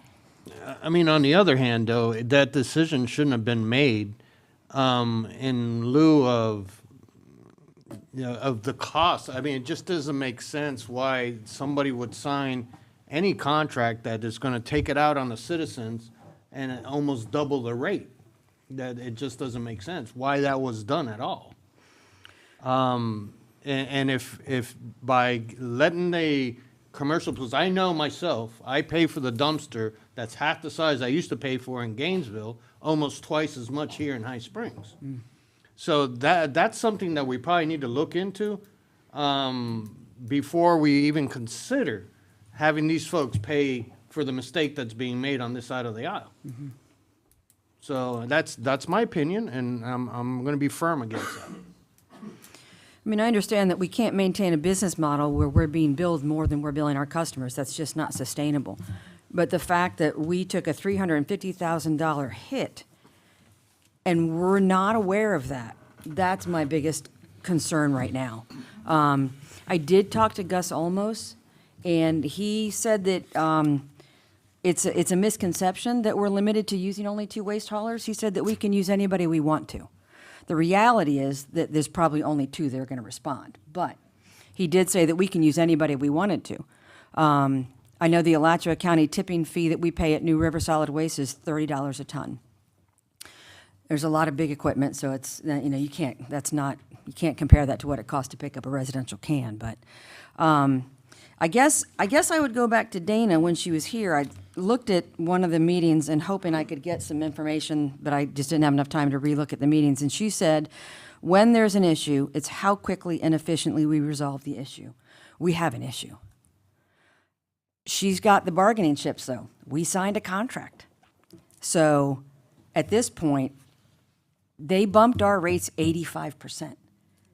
And I would really like, I would like it if maybe Ashley, you and maybe Mr. Walker or somebody would meet with them to see what they're willing to do. The commercial rates were 85%. The residential was increased. It wasn't Well, for us, it increased, it almost doubled, because we Yeah. went from 14 to 23. Yes. To 23, Yes. so that Yes. that is a big But jump. the And I did- residential rate that we're charged, but the residential rate we're proposing is not. Oh, no, no, I just no. want No, I know to that. straighten No, that out, no. that we're not proposing And the their residents. jump from one fiscal year to another was only about 9%. It wasn't a Yeah, huge. and it. No. And it is common to jump from one fiscal Yes, year to the yes. other. Madam And- Mayor, I did offer to go with them and talk to them about that contract. Okay. Because the second I saw it, I saw it very unfair. So, I don't know how much wiggle room we have, but the other issue that we haven't talked about is GFL was picking up municipal facilities for free, and Waste Pro is not. So that's costing us another $30,000 a year that we were not aware of. yes, and that was something we were going to talk to them too.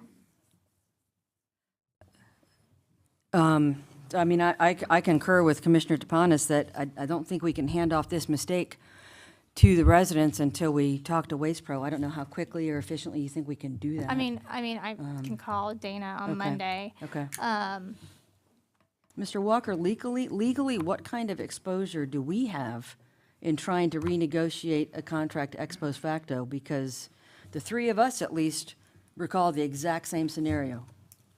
The problem that you're having right now is that you had a contract with GFL with very advantageous rates and very problematic service. So you went through about a year where there was notices given and failure to cure and a number of problems. And I do remember our assistant city manager reporting almost on an every meeting basis that we're just not getting the service. And the I'm problem not was. questioning that at all. Yeah, and I think the problem was that the rates that were being charged were just not keeping up with their internal rates at GFL. So the decision was made to terminate that contract, even though the rates were very advantageous to the city, and then let it out for bid for the new contract. Problem is, as I think you stated, there's only two providers of service, even though you're exactly right. Letcher County doesn't restrict. But we were told they did. anybody. Won't they restrict- We were told won't that they restrict did. Where we can, Where that you we can- can't dump, yeah, where you that's the can thing, you dump. can't dump, you can only dump certain places in the county. We can't go to other places Gus that almost are said that he closer to hoped us. we would use a Levita Brown transfer station, not that they required it. Okay, But the problem, the compounding factor there is a lot of counties won't take out of county waste either.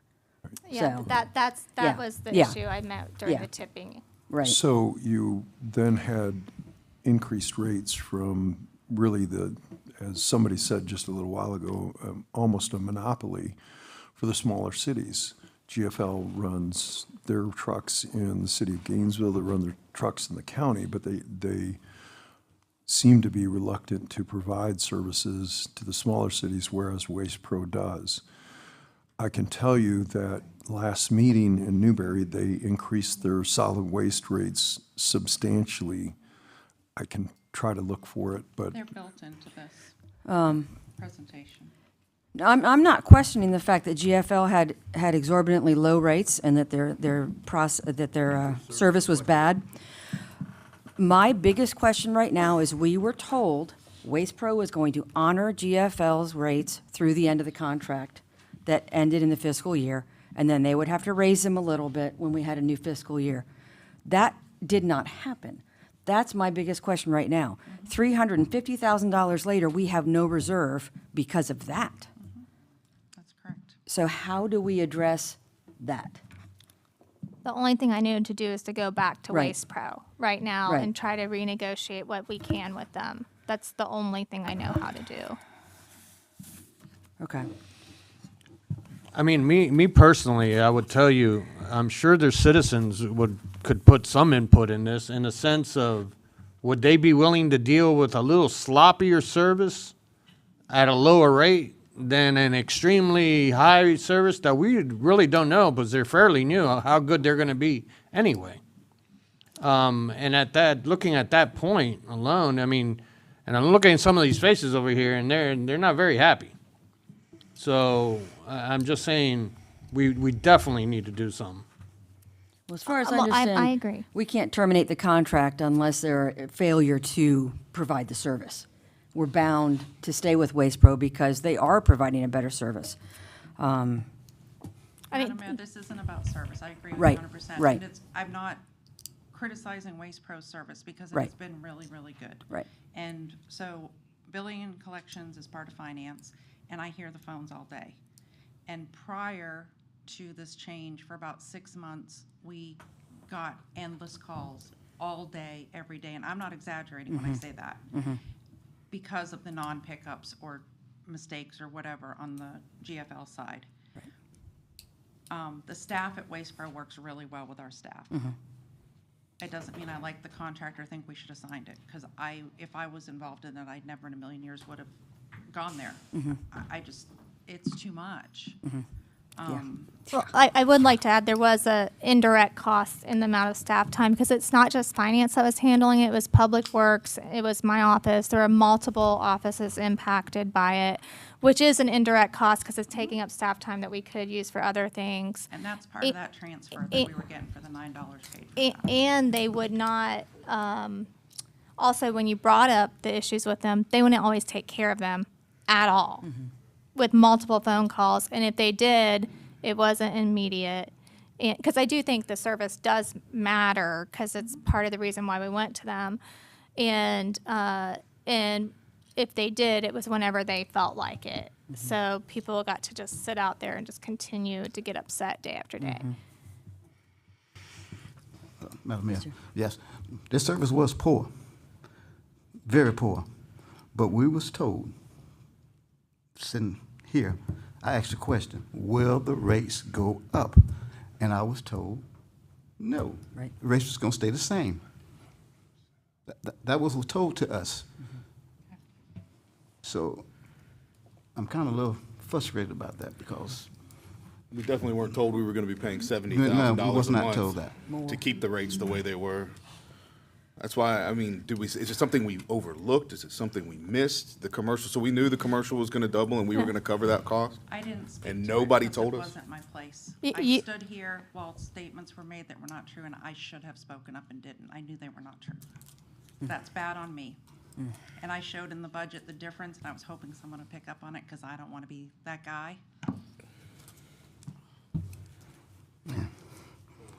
That's poor business on my side. I'm thinking, that's very, very, very poor business. So as a commissioner, I think we need to check in this contract and see what we can and cannot do to try to get it lower out. That's just unacceptable in my book. So is that an appropriate discussion item for this in terms of the ordinance for the solid waste to direct the city staff and city manager to discuss with Waste Pro? Yes. And hold it over? So staff did not intend for y'all to pass anything tonight. We always put action on here just in case you want to, but it was our intent to kind of just start the discussion on these items. I mean, before you directed us internally, the conversations has been, we're going back to Waste Pro and see what they'll work with us on, and hopefully they will. I just want you to know I didn't hold any information from you that I had. No, I understand. Okay. I should have looked over the contract closer. I was You can't focusing do on the everything. things that I'm No, in I charge understand. of. So. In terms of the water wastewater rates, on one of the graphs that you showed, we had increased prices in 2021, 2022. There were some rate increases, yes? There just weren't enough, yes. So, but I mean, we've been saying that we held off on rate increases, but we did increase rates. We still I believe did. it was in 2020, a resolution was passed to do a CPI Okay. adjustment to the rates each year without having to come back to the commission for that. Okay. And that happened last year. So when I first got here, we did the 23 budget and we put those rates in at CPI increase, October of 22. Prior to that, there was a CPI increase, but it didn't get put in until halfway through the year because there were staffing changes. There was nobody in my position. So we've really kind of been crawling back from that. In terms of AMI, knowing that we're kind of in the hole because we were paying and they weren't doing, that's one issue. But non-revenue water in the city is estimated at 30 to 40%. That's a pretty big number. It is. So with AMI fully on board, if we can expect a 30%, and well, let's be conservative, a 20% increase in the revenue, that's still going to go back to the people. That's the customers that are going to be paying more for their water bills because we now Correct, have meters exactly. That was that my are point working earlier. correctly. Yes. I would be hesitant to do a large increase until we had data to evaluate after AMI is online. The challenge we have is that, I'm sorry, I interrupted you. Go ahead. No, go ahead. No, go ahead. The assumption of the 30% is that those people are not paying for any usage. Billing has done a ton of cleanup, identified the stop meters, and where they can, provided an estimated bill. So there has been some use billed, which is good, because then if it was too low, they don't have as far to go, they don't have as big of a spike. But I'm not confident in how much we've already captured in those estimated bills. Madam Mayor. Well, sorry. Yes, sir. Okay, is there a reason why we didn't start with the water that we're not receiving instead of starting with water we're already receiving with AMI? We started in the neighborhoods that had the most stopped meters. Okay. So we did start. We did It do was that. planned. We started our test meters in the areas before the system went in. They did test meters, and those were put into areas that we knew there was poor reception and that had a lot of dead meters. The only reason why I asked that because AMI said they started in Oak Ridge. Pretty new. Yeah, and that's a new development. So We did, because we had a different kind of meter there because the reception is terrible. So we went ahead and put all of those meters in because we had the right amount of meters for that neighborhood and they were in stock. We had them physically here. So let's put those in and get those in. And that was the first neighborhood that was done. You're absolutely right. It's a little 250 maybe. And that was a different type of meter that was put in there. The rest of the system is another type of meter. And Thomas may be able to speak to the details on that. And then it went right to the next neighborhoods that had the most lost.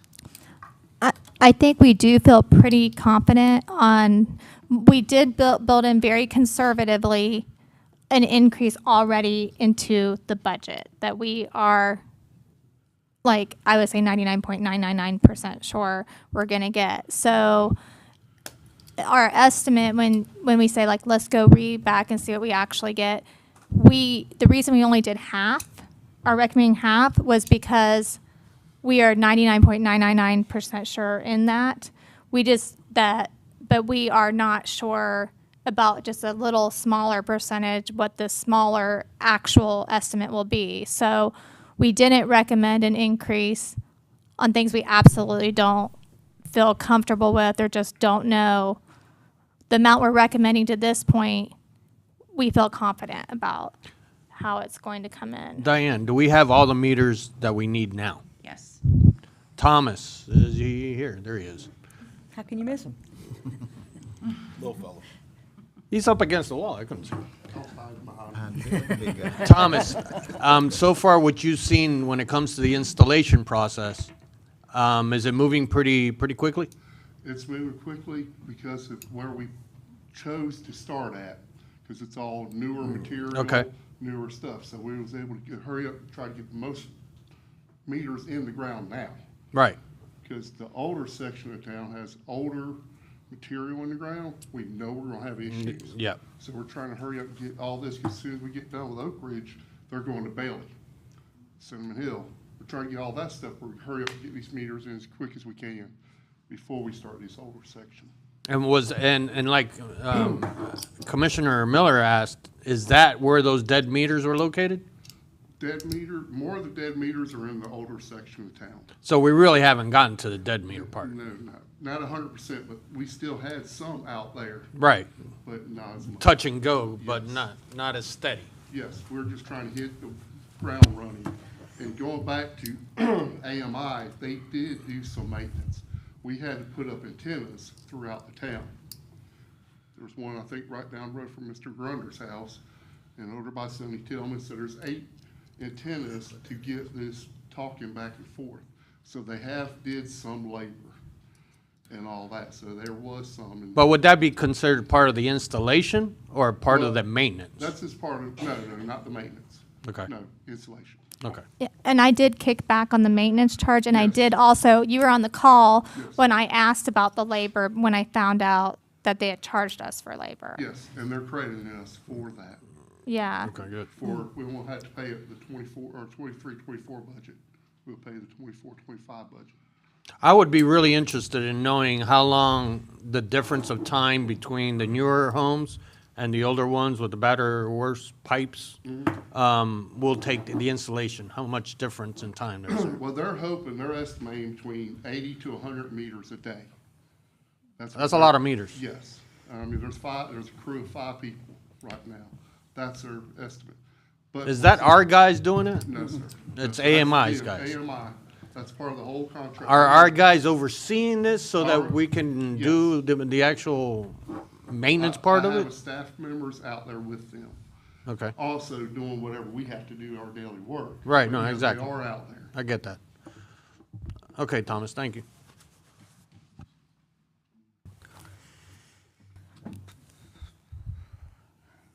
Any other comments, questions?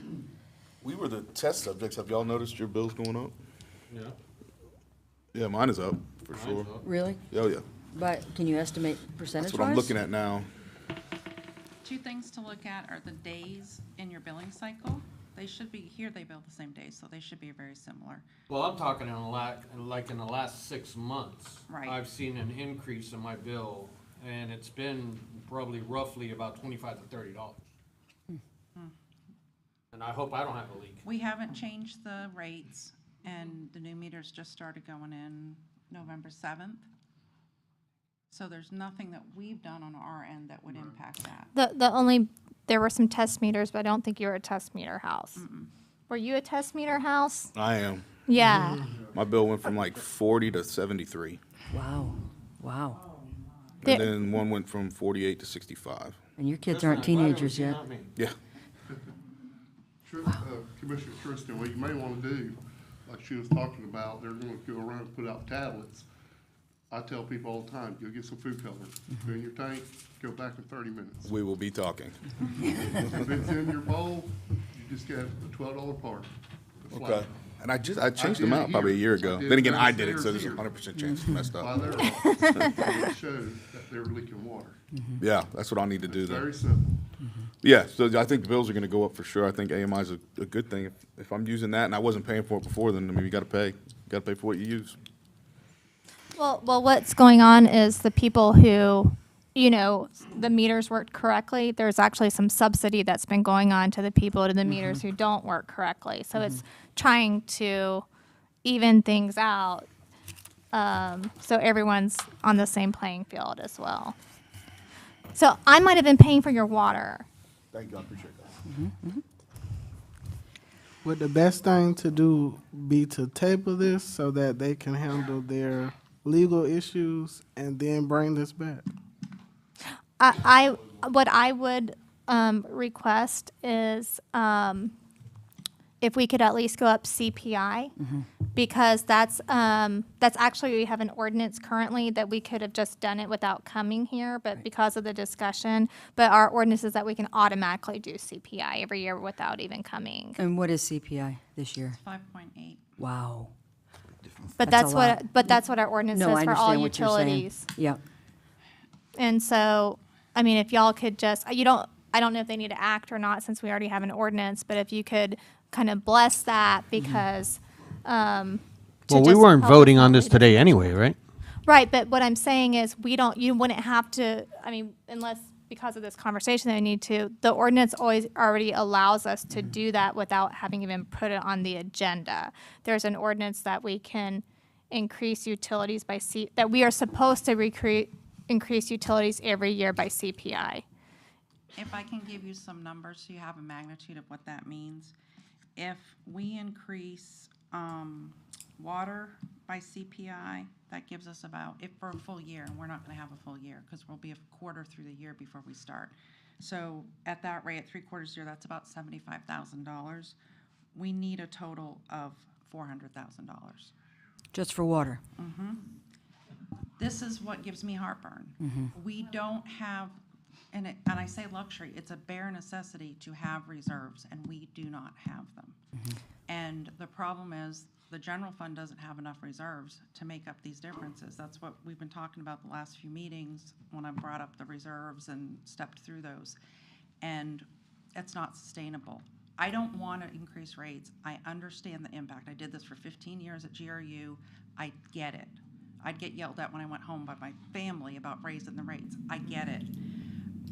It's if it wasn't a necessity, I wouldn't bring it to you. I don't want to get to June and say, we don't have any money to run the water system. That's what scares me. If AMI gives us 30% more, that's more our customers have to pay, but it makes us more stable. So like I said, my fear is betting on something that I don't have a good feel for. That makes me very nervous. The other thing is, let's say we do this rate increase that we're proposing, and AMI makes a huge difference. We can always revise that rate. We can bring it back down. I doubt, honestly, that will happen. But if it does, if I'm wrong and we get a lot more from AMI, we'll drop the rate increase and make it even. So again, you get to vote. I'm just giving you information, and I'm only telling you from my professional perspective. I don't want to get partially through the year and have no money to have water. And I don't mean to be dramatic. That's my fear. I'm not saying it's gonna happen, but this is only part of the increase. And we really planned on a much bigger increase, but we'll wait on the AMI a little bit. That's what I was gonna say. How long will it take to actually see what AMI is gonna give us? The whole system won't be done until first of the year, probably with the holidays. So if we get to the first of the year, we will be, by the time we can implement rates, that would be at least a third of the year through. So then we'd have 2/3 of the year left. The challenge too, that this is where my brain goes, is the longer we wait, if we don't get the money, the more that increase has to be. You know what I mean? I'm just telling you what I'm thinking. You guys decide, I'm just giving you information, Well- but that's the risk that I worry about. Well, the other thing I would like to add in there also, like I said, again, there's no capital projects added in there. I agree, the longer we go, the higher the increase will have to be. We were already on this trajectory really before either one of us started working here. And we were trying to do the things so we wouldn't have to do this, but the AMI didn't come on when we thought, development didn't happen when, as quick. And so kind of what the study showed is where we need to start heading. I mean, that was shown before any of this started. And then you had the inflation, the increase in everything that we've already discussed. There's really not a way, like the solid waste contract, we can go back and, hey, let's work on things. But the water and wastewater, the only thing we can think to do is to make the transfers less to the general fund, but that's going to involve some tough decisions and cuts that we will be having to bring to you. Or there are some possibilities we could transfer some things if the transfer to the general fund is less. If we don't want to make too many we're still going to have to make tough decisions on things to cut, but but we can take some heat off of general fund by using some of the infrastructure money for maintenance and repair and wall spaces for maintenance repair, which is allowable in the new ordinance. So we're trying to think of ways to do things correctly. But and that was one of the reasons why we didn't increase it the full amount, was to give us time for the revenues to come in, but as well as to discuss those things. But we really do need to, and you don't have to take action tonight, we need to start moving in the direction of increasing rates, even with all that in play, because there was I don't know what we're gonna do if we don't. It's just, we don't have the Newberry, theirs can continue to be a little lower because they have all these people coming in, and that takes some, a little bit of heat off because of the fixed cost. I mean, we don't have that yet. And when we get that, then hopefully we can start bringing it back down. But this is where we're at now. And it is a bit scary. I mean, we couldn't possibly, if something happens and you don't have reserves, it's going to impact your borrowing capacity even. So. We couldn't borrow money right now. We have 0 reserves. No one will give us money right now. I'm just being honest. Yep. Just for y'all to understand, less than a year, the chlorine that goes in our water and sewer has went up 35%. And so our pumps has went up 16% for our wells. So, I mean, everything's going up, as we all know. I mean, bleach used to be able to get for $1 for a gallon. Now it's, what, $2 and something cent a gallon at, Winn-Dixie or wherever. So everything is going up, all the material, everything is going up. I don't know what else to do. I mean, what I have my staff doing, my water and sewer operator, I got them looking around and quoting everything out. I want quotes on everything. Chlorine, I don't care. We've been buying it from this company up 10 years. I don't care. I want the best price because we need it. So that's what we're working on, trying to get the best price, but save quality materials, equipment. So just let you know that staff is working to help. And how much did our insurance increase again? That and FRS were 2 huge hits as well. On the non-public safety, the FRS went up 14%, and on the insurance, it went up about 34%. It varied by department because some is liability and some is property. Most of it's the property side, of course, because we're in Florida. And the insurance is through Florida League of Cities, the same insurance all cities use. And FRS, same retirement all cities use. And there's no negotiating with that. They tell you what it is, and it is what it is. And all of you have the budget for '24. I mean, take a look at it. There's parts of it, we might be able to do something with. More minds are better. I'm not asking you to do our jobs. I just like to have other people's perspectives because I get caught in my sometimes. We've made it. The budget is extremely, extremely tight. I always say there's no margin for error. We have to stay on top of it. There's no margin for error. I mean, what I'm looking at is this, and as a new commissioner here and listening to all this going on, I'm listening to Thomas tell me everything's gone up. I've had to outsource a lot of stuff from my business because it went up. Right. And I'm not getting the best service either because the good ones want too much money. But I'm also listening to a lot of bad spending. And that's the part that's got to stop. Because if we don't stop bad spending, and every time something goes up, then the people of the High Springs are the ones that are going to have to pay for the bad decisions that are made. So that's the part that aggravates me. And I think it needs to be straightened out. And I will say with sewer and water, they have been really good about staying on budget, managing their costs. I see every invoice that comes through. In those departments, I do not see unnecessary invoices. When they buy. I'm talking in general. I agree with you 100%, but I just want you to know, those 2 departments, they stick to their budget.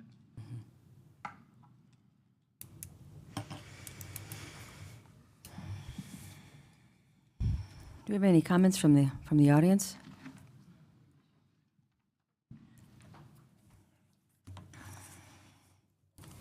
I just want to say that I can't believe what I'm hearing. I can't believe what I'm hearing because all of a sudden tonight, this meeting, we're all kinds of money. What about 2 weeks ago? Didn't we owe that money then? You guys, if you did your jobs, if you read your contracts, if you read them all the way through, and if you were there when they were signed and made sure that everybody was getting a good deal, everybody meaning the people who are paying the taxes, I just think this is People are not doing their jobs. They're not doing them well, and they're not doing them in my best interest. And I'm sick of it. There is no reason we should be at this point. This is extreme. This has been going on it took a long time for us to get to where we are. This didn't happen last week. So there are several people in this room that are very responsible for where we're at today because they didn't do their jobs. They fluffed it off, they didn't care, or I don't know. But they're getting lazy, and I'm tired of it. It's wrong. The work ethic today amongst kids stinks, but that doesn't mean we have to represent them. You guys have a job and you're supposed to do it. You should read all your contracts. You should make sure you know where everything's at. You should have been there, Mr. Attorney, to make sure the contracts that were being signed were what they were supposed to be. It's so wrong. We are not here today because this has been just a short notice. This has been going on for a long time. And people have been getting away with it. And you all should know, except for you two, what the story is. Because you've been here. I've had it. I can't believe it. This is just a little tiny town. And we have a federal catastrophe going on here. It's ridiculous.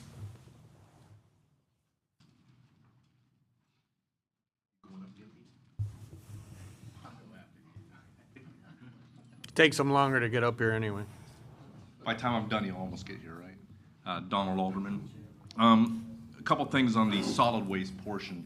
I guess on this, on the solid waste, if they came out and said we wouldn't raise the rates, and they did, to me, that's a violation of the contract. If it's not in the contract, why didn't we catch that?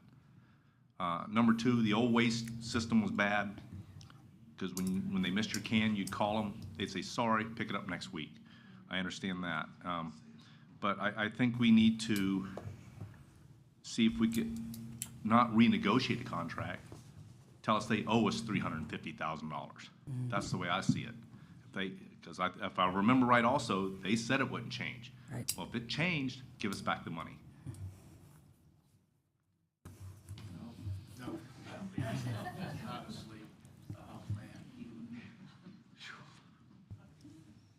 I'd like to thank Ms. Wilson for her presentation. I understand it thoroughly. I understand we have some problems. And I understand that the automated meter reading system is going to be very beneficial to the city of High Springs. One of my questions is, make sure I do understand, sewer rates are tied to water rates, correct? Correct. Okay. Just like it was in Gainesville. My question is, I think a lot of people's bills are going to go up, both on the water and the sewer side. Yes.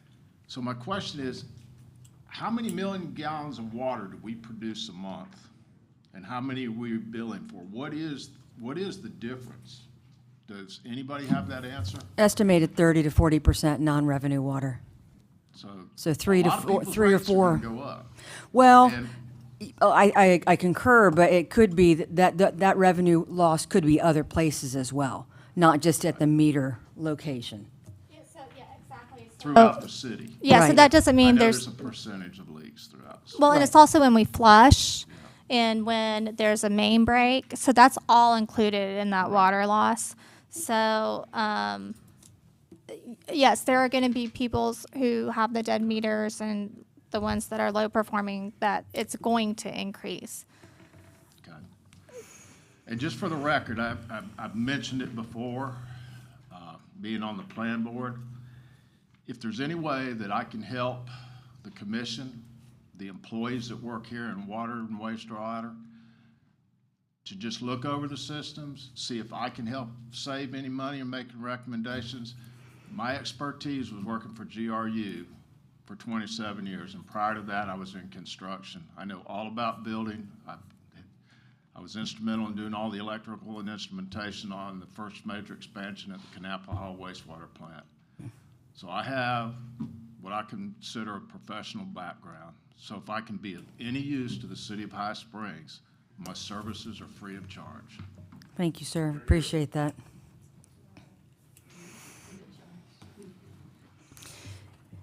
Any other questions or comments? Okay, so we don't need to vote, we don't need to act on anything, we just need to provide direction. My understanding is that these three ordinances are being passed at least to the next meeting, and we'll come back with some information for you. So not to abide by the existing ordinance and increase by CPI? Well, I mean, you're able to do that regardless of our. I am, but I'm right, seeing one person right. shake their head no. I think even the CPI should hold off and let us figure out what we can do in the sense of savings before we just go ahead and raise our rates. If we can hold back until we talk to Waste Pro, until we see a little bit more what's going on with these meters and stuff, and then, you know, if we have to lean back on the CPI, then we should. But at this point, I would say let's hold off until at least we talk to Waste Pro and see what we can get out of that. Well, Waste Pro would be independent of the CPI increase for the water wastewater. That's kind of a separate issue. But the reason why we lost our reserves was because of Waste Pro. Well, because they billed this $350,000 over the course of 5 months that we were not expecting. Exactly. I mean, is that correct, Diane? Okay, so we have no savings now because of that, so, but I mean, that issue, when you're talking about CPI, actually, correct me if I'm wrong, you're talking about water wastewater rates? Our ordinance allows us to do it across water, wastewater, Okay. and solid waste. Okay. So, Okay. I mean, the longer you go and don't do something, the higher the rates are going to be. If we would have raised rates a while back, we wouldn't be having to ask for an increase this high. So I'm just telling you the facts. I am. No, I understand that, but at the same time, it's a mistake on our side, right? It's a mistake not to at least go to CPI. That's It not is. what I asked you. I asked you, the original mistake came from us anyway. Came from a lack of looking at contracts. It came of a lack of So I had a staff member looking at the contract, of the solid waste contract. Okay, so I can't do everything, which is why I have staff. Okay, if I need to micromanage, I mean, I've already been told I do that a little, but if I need to do more, I can do more. All I can do now is go back and talk to Waste Pro. But right now, I think it's a really poor decision. I'm just going to throw that out there. I'm telling you what I think, to not at least go CPI. Because inflation has hit us, and it's hit us hard, regardless of who you want to blame or who you want to point the finger at. It is what it is. In water and wastewater, you can't go any tighter than we're going. Solid waste, we can go back and try to negotiate. I don't know how far we're going to get, but we have a study from Florida Rural Water before any of this that already told us this is what we need to do. And with that being said, in past, we was trying to be very conservative. That's why we did not raise the rates.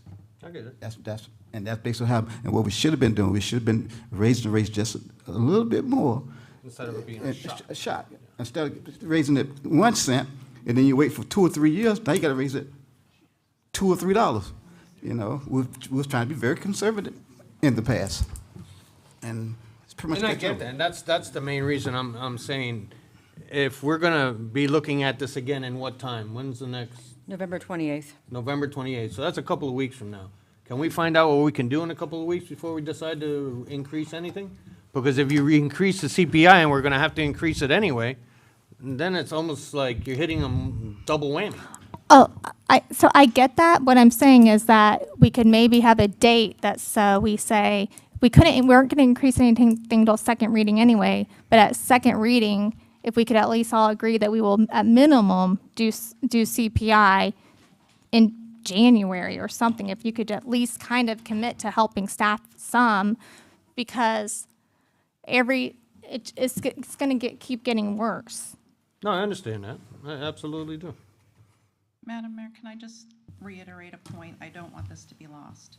The rates that we've shown, the lower rates, are predicated on cutting about $350,000, $400,000 of transfer to the general fund. That means on the general fund side, that's a significant cut. If that cut doesn't happen, I just want to make sure I know I said it, I just don't want that to get lost, that the rates we're presenting are only if those cuts are made and we don't make the transfer. I'm not putting anybody in a corner or anything like that. I just don't want that to get lost, because if we don't make those cuts, this number's going to go up. That's my only concern. I just didn't want that, again, information point, not trying to pressure anything. And when the numbers go up, then the cuts right now, because, I mean, through this budget season, it's like, let's, do this, cut. And so now we are looking at programmatic areas. So every month that goes by that we lose money, it keeps getting worse. Again, no action tonight, but when you go home and think about this, I would really like you to take the financial position of the city. And I know you do take it seriously, but again, the options are increase rates, cut major programmatic areas, and or take advantage of what we can legally take advantage of with the infrastructure and wild spaces funds. What we can legally, there are limitations to those funds because you have to do capital projects with those funds as well. So What do we anticipate being the infrastructure tax revenue for the fiscal year? Do we know? Probably, excuse me, let me think about this for a minute. It's the same as the half-cent sales tax. It's probably around 350, 400,000. Okay. And how much of that do we have to use for capital projects? there's not certain percentages, but there's a board at the county who has to approve things. So we may interpret the law one way, what the ordinance says, and they may interpret it another. So we still have to get approval on everything we do. And staff has already sought advice on that, and we are already hearing different things from different people. Great. So we've already been looking into that. Okay. So then where does that leave us for tonight? Do I understand? I understand Commissioner Tapanes, he doesn't want to do that twice. I agree with him on that. But I really just don't want y'all to rule out CPI as something, because at minimum, we should keep, if at the beginning of the year, if no conclusion has come at that time, we really minimum have to do that. But quite honestly, the minimum really is this halfway point, because as Diane stated, the full transfer would definitely make us feel more secure. We're still going to have to, even if you do the half transfer that is proposed, we're still going to have to discuss major programmatic areas and transfers from the infrastructure and wild space, not transfers, but funding things out of there. If we can free up some of the ARPA funds, if we can not use the $1 million for the wastewater treatment plant, and we did get some good news today that we are getting Springs funding of $3 million. Oh, good. Okay, so, but there's still $1 million we have to pay for. Right. And there is money in impact fees for that. Okay, but then if we drain the impact fees, if something happens, like recently we just had some pumps, like $24,000 each. How many pumps? There was 2 went down. 2 that went down, but we really need to replace how many? We need Might replace probably 6. old, rough old food. So that's $150,000. So it's dangerous not to have some money, like still in the bank, especially with depleted reserves. So I would not completely drain the impact fee fund or completely drain the impact fee fund. We need to have some money sitting there.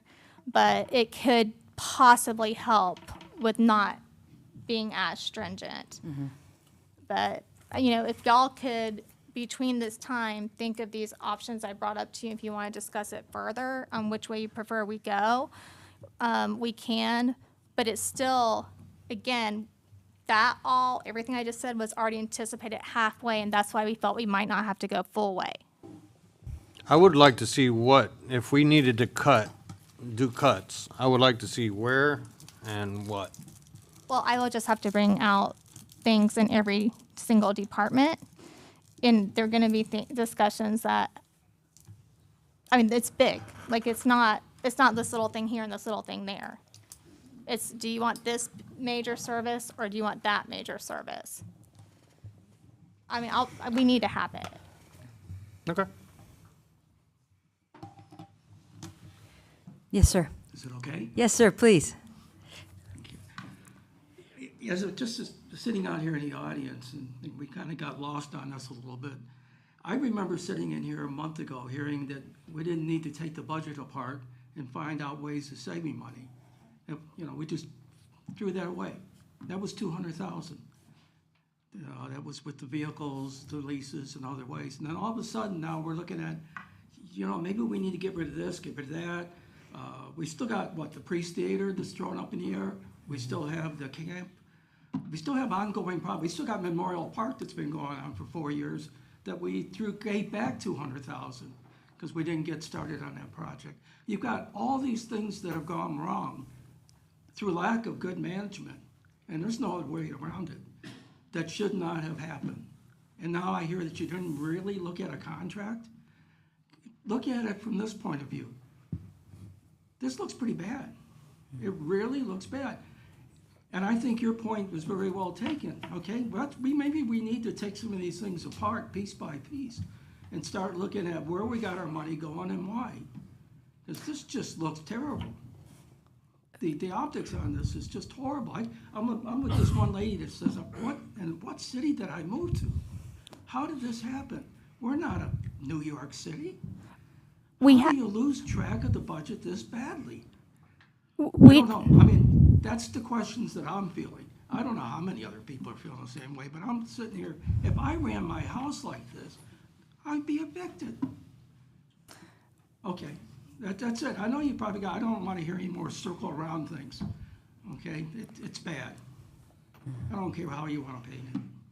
Thank you. I would just like to clarify, I had staff that reviewed the contract. Yeah. Okay? Yeah. It's not like staff wasn't sitting here reviewing contracts.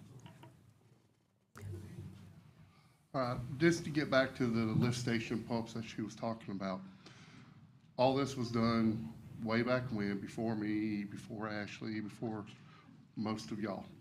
Okay, this is the research I found was these main lift stations that's scattered, like there's one behind Winn-Dixie, Ashland Estates, scattered out.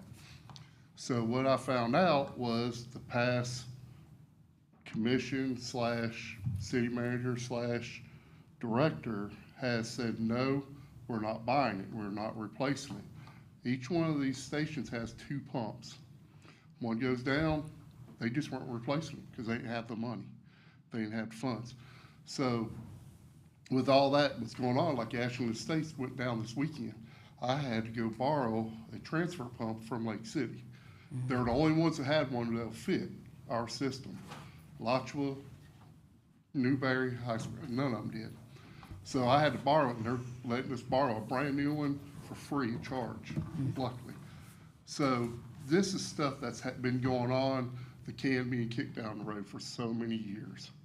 So we can't blame myself, can't blame the city manager, and new council, of course. This has been going on, has not ever came out. That's why when we did the main lift station this past year, the main one, I told commission at that time that I'm gonna be inspecting the whole sewer system. You're fixing to get that research. You're not gonna like it, trust me. I don't like it. I live here, I pay taxes too now. Luckily I live here. But the thing is, you're not gonna like the system. But I just wanna make sure, clear, that this just did not happen. I mean, I hear some of the audience say, well, why now? Well, the can's been kicked down the road for many, many, many, many years.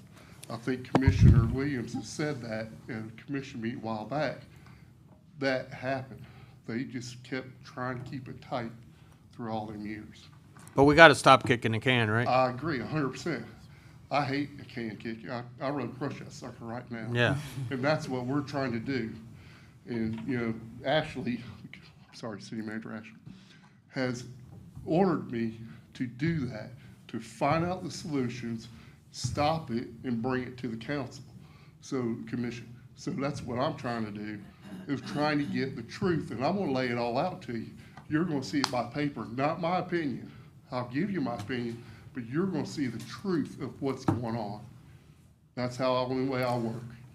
So you'll see all these lift stations. I mean, that's $24,000 for one pump. There's supposed to be two. I would like to, and I don't know if I'm out of line saying this in front of all the other commissioners, but I would like a tour of the water and treatment sewer plants. Yes, you can. I've requested this even when I was on the board. And I would like to really see what you're saying with my own two eyes. Okay, just if you would, please get, Yeah, command. that's no Please get with the city manager, and she'll get with me, and then we can do that No at any problem. given time. Well, and I would like to add, because, you know, we do can have, take all of you at once. we do have some new commissioners here, but since I came here, we have known the status of the budget, and we have been transparent about the status of the budget the entire way through. What happened is, when I started, is there were restricted funds that looked like they were part of the fund balance, and they weren't. So what we've been doing is pulling the restricted funds out and showing them, so we know what the true fund balance is, and it wasn't as much as what it was looked like it is. So we are just the bearer of bad news. It's not like this just started. So what we were trying to do was come up with solutions. For instance, there was a transfer from the transportation fund into the general fund when I got here that was around, I'm just giving you one example, around $600,000 or something along those lines. And so we were like, you know, where you could see in a couple of years it was going to be depleted. And so when I found that out, and I only found that out by asking for, what's this back spreadsheet? What's this back spreadsheet? Why is this, and why is this that? So what we did then was we halved it, okay, the transfer, we halved it, so we could start heading in the right direction and do things appropriately. Then inflation hit, and it was very difficult. The numbers just are what the numbers are. And so, and then we kind of stabilized that transfer, and we had to say, okay, where are we going to go from here?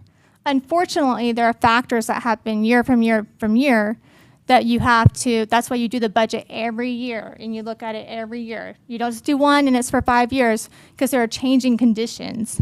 But we monitor the budget on a monthly basis, and we have not kept information on the budget away from people, and we have been transparent. So there's not been mismanagement here on that. The numbers are what they are. We were trying to find solutions that could have worked, and the meters didn't come in on time. It's a supply chain issue. Our budget was so tight, the margin of error that other people have in their budgets, we never had. What people thought we had, we didn't have. It's not a new thing. Yeah, I mean, it's scary. I mean, more I dig into public works side, working on other departments too, and more Diane keeps digging. Her and I talk all the time about it. We're just finding out stuff that can be kicked down the road, and it's catching up. We're trying our dangest to stop it, but you know, with your help, with a whole new commission and all that, I mean, I think we can get there. We just gotta sit down and iron it out.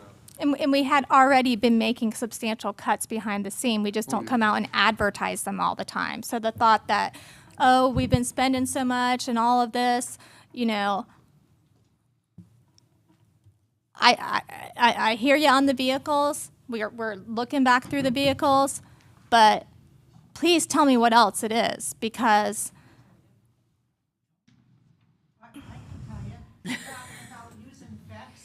Come up. You're talking about using FAFSA money that was delegated towards critical needs here with our water and our sewer, when the very, very first thing you did with the FAFSA money that we got from our federal government. You mean the ARPA money, right? You mean ARPA? Yeah. ARPA money, I'm sorry. Yeah. You gave every single person, every single employee in the city a big bonus. $400,000. And now you're talking about taking money, the same funding source, out of where we really need it to be, to cover mistakes that were made previously. And that's just one of the examples of, and I'm not talking about water up here as far as, I thought your presentation was great. And we all know the can's been kicked down the road, and everybody just keeps kicking it. Some people are screaming and some people aren't. But what is really upsetting me is this is a consistent issue in every single department we've got going where the money has been mismanaged. I think some resignations are in order, personally. And my question again, is there no way that we can just table this and then come back? Because you said this was not an action item. So can we just table this and then come back after you all do your legal work, and then we come back to this? Yes, sir. My name is Charles Rashad, and this is my home. I grew up here, and I'm probably the oldest person in here. Maybe. No. See, she don't know how old I am. But anyway, I remember the times when we didn't have water meters, and you could drink the water and stuff. Now, I don't drink the city of High Spring water myself, not personally. You see, look at all the water bottles around. I buy I spend my own money on drinking water because I've tried the High Spring city water, and I don't know whether they can do anything about it or whether it's just to a point where we just let it go. But, and it's one thing that I was always confused about, and I hope somebody in here can explain it to me, is the water meter used to be, you could tell you have so much water coming to your house, and the meter would meter that water and tell you how much you owe for it. But now the water comes in, you use water, and it also goes into the sewage. But yet we paying two prices for water and for sewage. Now I'm just confused of why is that, since the water comes in through the water meter and go through the sewer. But that's just something I've been confused about. If somebody can help explain that to me, why that happens. And it's probably reasonable, but it's just at me. And another thing is, we talking about these new meters. I heard you say you're putting all the meters in the new developments. Well, there's a lot of, I may not know this as a fact, but it don't seem like a lot of people have moved to these places. But yeah, we got people that's been here all their life in the neighborhoods where they need these water meters changed. And I'm sure they'll get to that, and it's a priority how you go about it. But I just wanted to mention that, and hopefully we can get things going, because somebody messed up. I ain't try to blame nobody for something, but something did happen that wasn't right. And that's all I got to say. I could answer your question about the water meter and the wastewater. Back when you and I were younger, we didn't have a wastewater treatment plant, so everybody had septic tanks. So the only thing that was being metered was the water coming into your house. Now that we have wastewater going to the plant, the only way to judge that amount of water going away from your house is by what's coming in. We have no meter measuring how much goes out. So they estimate the water coming in will be the same going out. Unless you have an irrigation meter, which is separate, that you would use just for watering your grass or your plants or whatever, then you're not charged for wastewater for that meter because that water isn't going to the plant.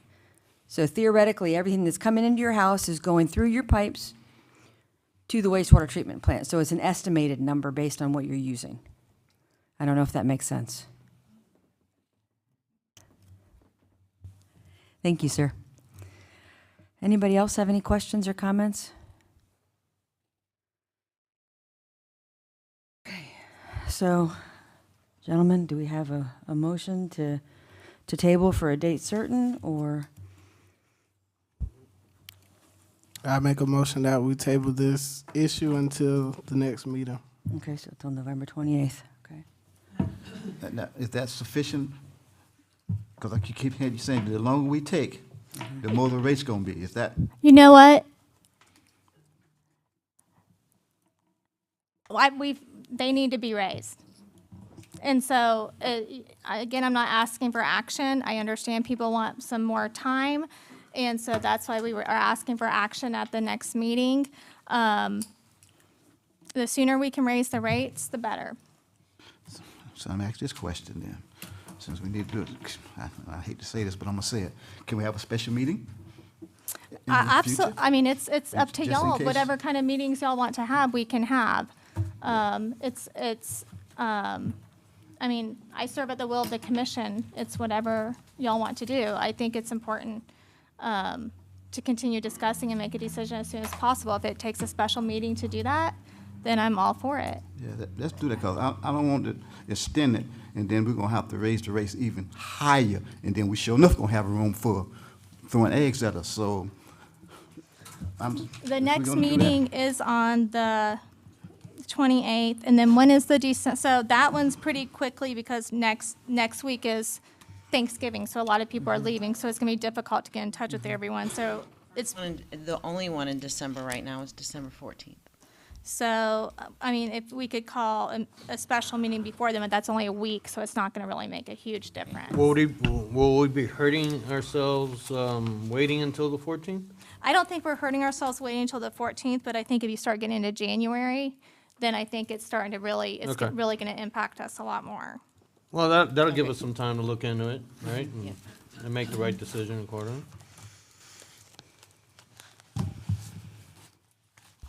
Okay, so we've got a motion to table to the next meeting. Do we have a second? I second.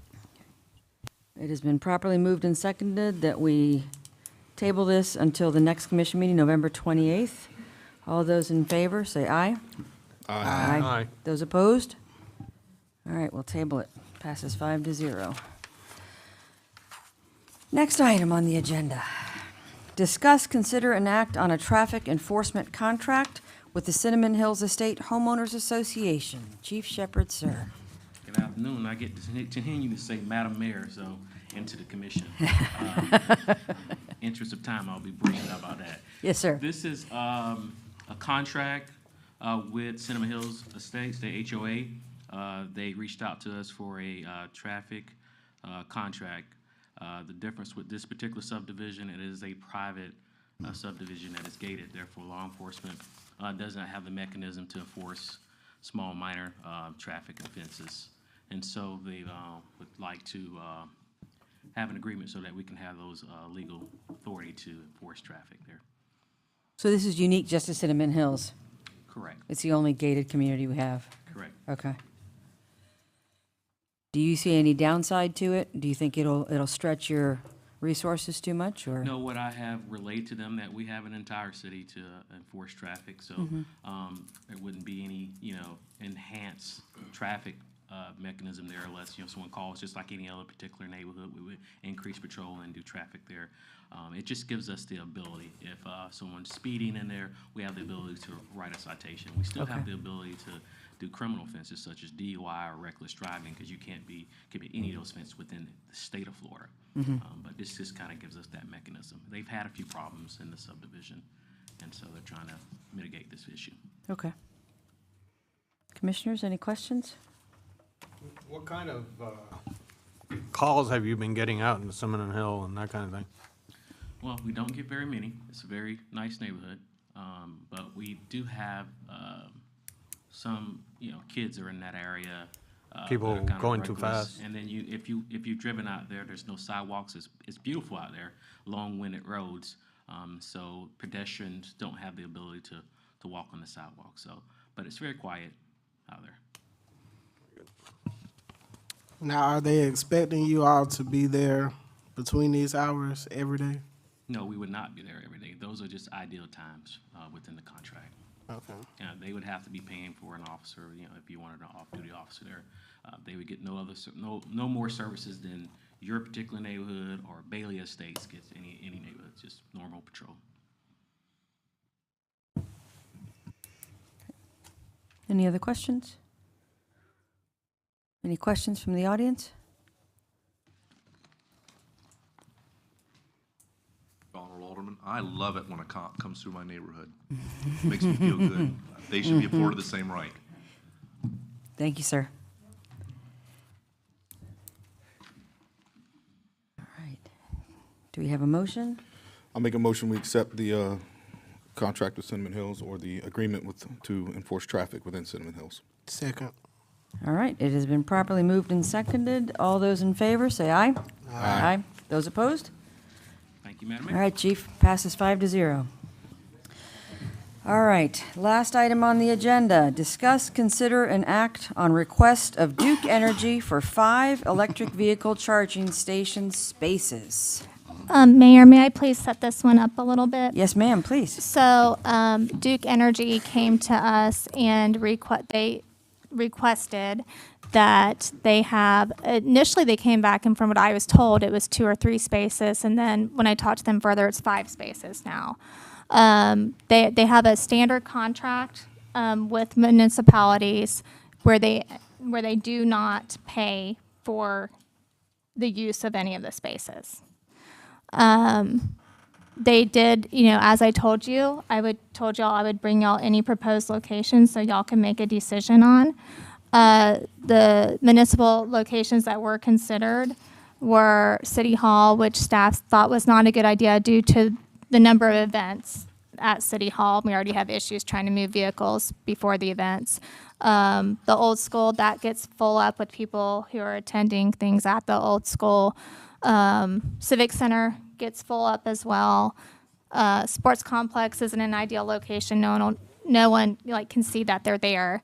So based on their criteria and needing a handicap parking space nearby and wanting to be near electric poles, if they had a space, the right-of-way that would fit their criteria would be the one at Railroad and Main, across from the antique store and the hardware store.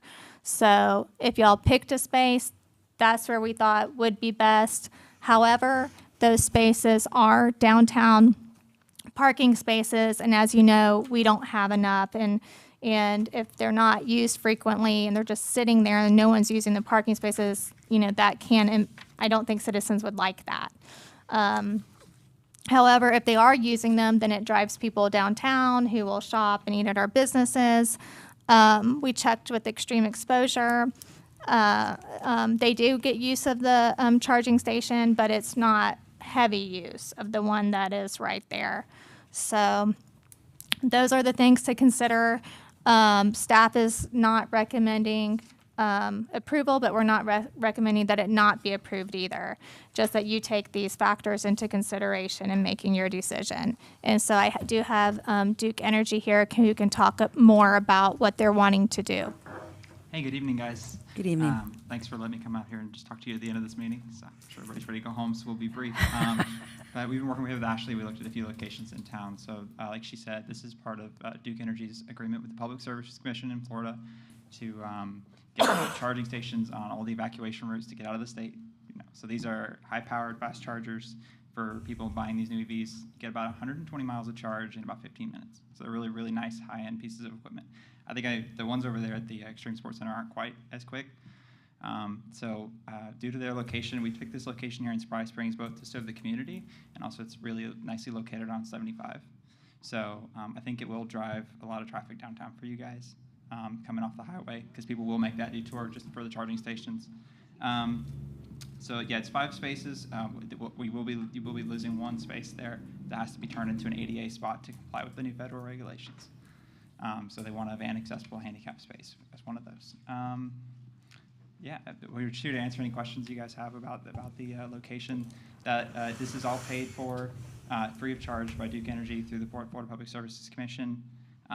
So there's no cost to the city for these stations. They'll be the agreement's for 10 years. So they'll be owned and operated by Duke Energy and maintained. And I think the only ask of the city is just to make sure that the spaces aren't occupied by gas vehicles as much as possible.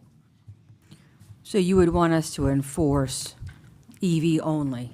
Where possible, it is requested in the contract, just so that they aren't, unused. Chief Shepherd, do you have any feedback on that, sir? Might be more a term for the attorney in terms of codes, having a code ordinance and for code enforcement, but I don't know, there's nothing that we can do legally that I can think of, unless he wants to share something.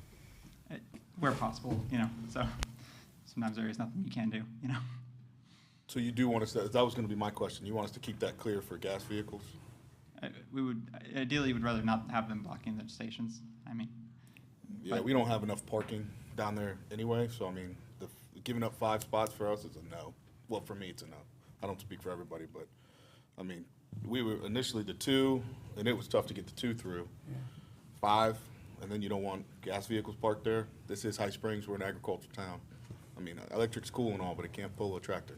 So, Yeah, of course. not a lot of people around here drive those. What's the annual revenue that Duke Energy gets off of They these? charge the minimum rate to group about the $500,000 install cost over that 10 years. So it's they're part of the regulated side of Duke Energy, so it is the minimum rate just to pay for the equipment. So they're not making any profit. It's not for profit. So it is actually a really great opportunity to get these units into the community without having to spend $500,000 for 4 charging spaces. Is this a grant-funded opportunity that Duke has been presented? Because, we approved 2, so these 5 eclipses the 2? So you didn't approve the 2.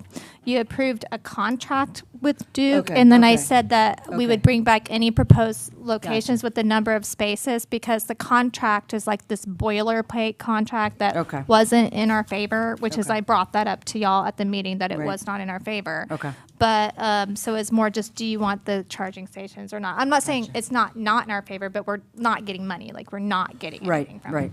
And we're losing the spots at the same time. Right. The citizens have to. It's already hard to park on the weekends. So it's more just, do you want to provide that service to citizens? have 2 and now? and We have we one don't. now. We have 1. Yeah, Extreme Exposure has one. So it's more, do you want to provide the service to the citizens in that spot, because there's really nowhere else that would fit their criteria, and that is somewhere that we.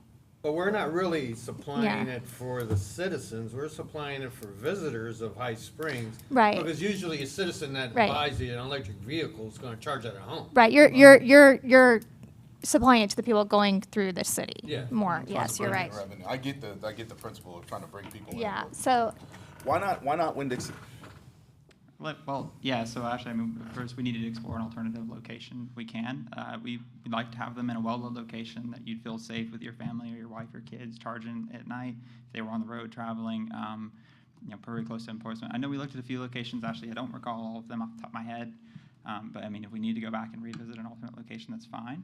But I know when we looked, it just seemed like the most advantageous location. The install costs end up back onto the ratepayer, so we try to keep it as close to utility power as we can, where we're not having to tear up parking lots and whatnot unnecessarily. But yeah, if it doesn't work, we understand. this was like, there's not really anywhere else that staff could recommend that fits their criteria, and that staff would say, because the parking in city facilities, during the day, it's available, but there's certain times that it's just not, like during commission meetings or during events, or, Pioneer Days, and then everyone's going to walk by and see all these kind of spaces that aren't being used, and it's just not good.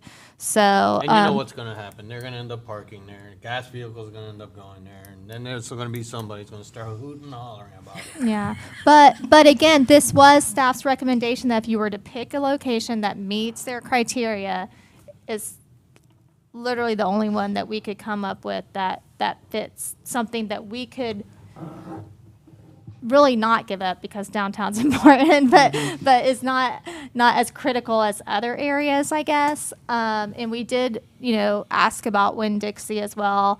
And when the person I talked to, I don't know if it's you or someone else, because there's been different people involved in different emails and all that sort of stuff.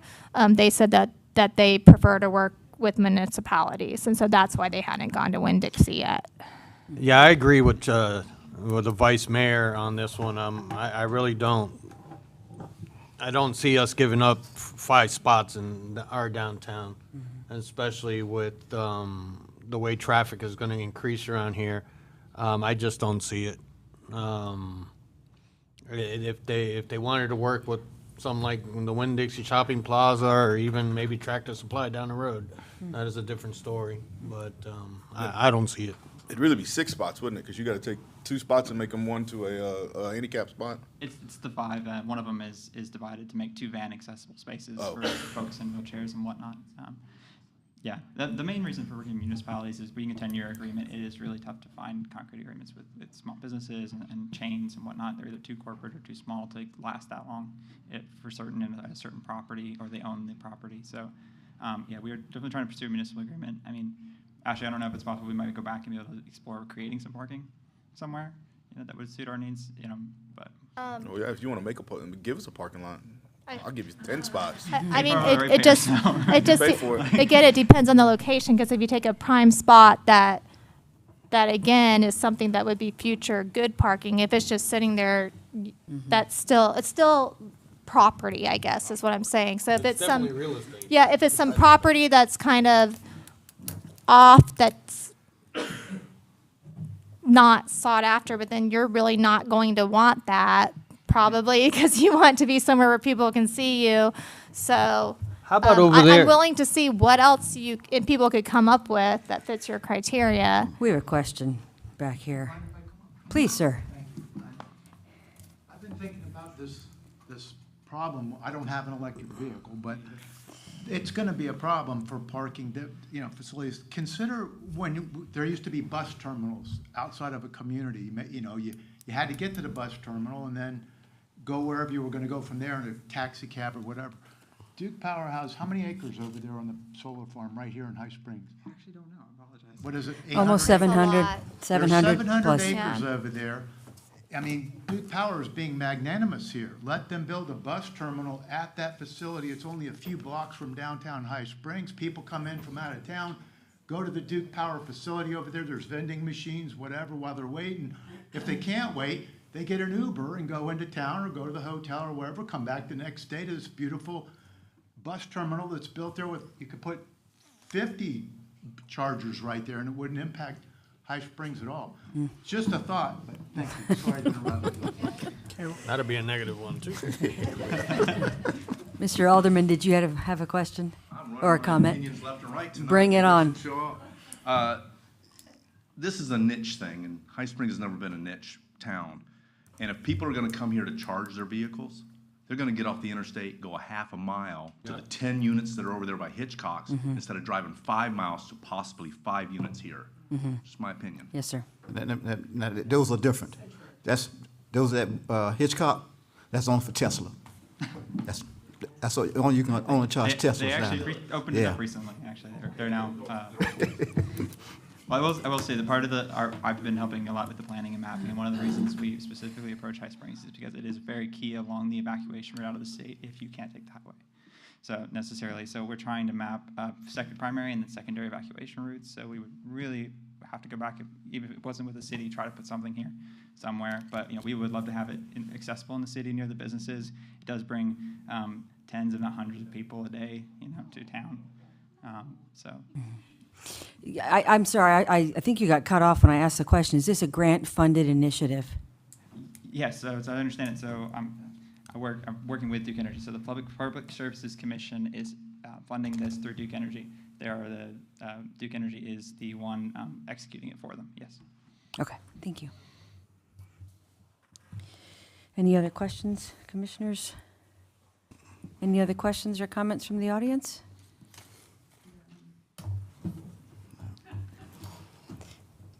I make a motion that I we. know we got one more Oh, comment, I'm sorry. sir.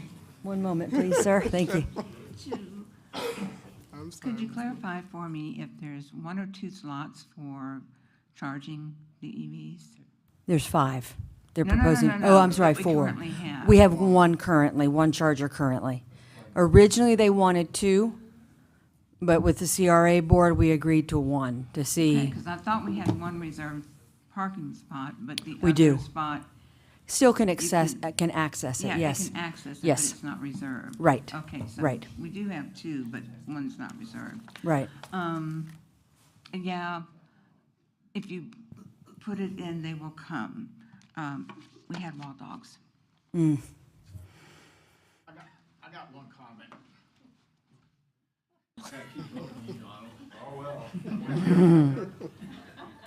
So the question is, if the city were to put it on city property, these charging stations, who's going to be liable if somebody were to get electrocuted and there was a malfunction on the equipment? And don't say they don't happen. That's a good because it question. does. Can you answer that question? So it's mine, I'd have to refer to the contract, but it's my understanding Duke Energy would be liable for any failure of the equipment or back to the manufacturer. Okay. So it would not fall on the city's shoulders? No. We would be The held. equipment is owned and operated by Duke Energy. Okay. They could still. I have a question, because what he just says makes sense, but it doesn't. Because the lift station, the actual charging station's on city property. So if that was to We would get malfunction. sued. Huh? We would be The city involved. would still be liable. That sounds fun. Any other comments or questions? I appreciate everybody's questions. It's wonderful. Commissioner Miller, you had, Can I make a motion that we deny this contract with Duke Energy? do we have a second? It would be not to approve the site plan. Oh, not to approve the site plan with Duke Energy. All right, we have a motion to deny the site plan and a second. All those in favor, say aye. Aye. Those opposed? Thank you, sir, for sitting through the meeting. I'm sorry.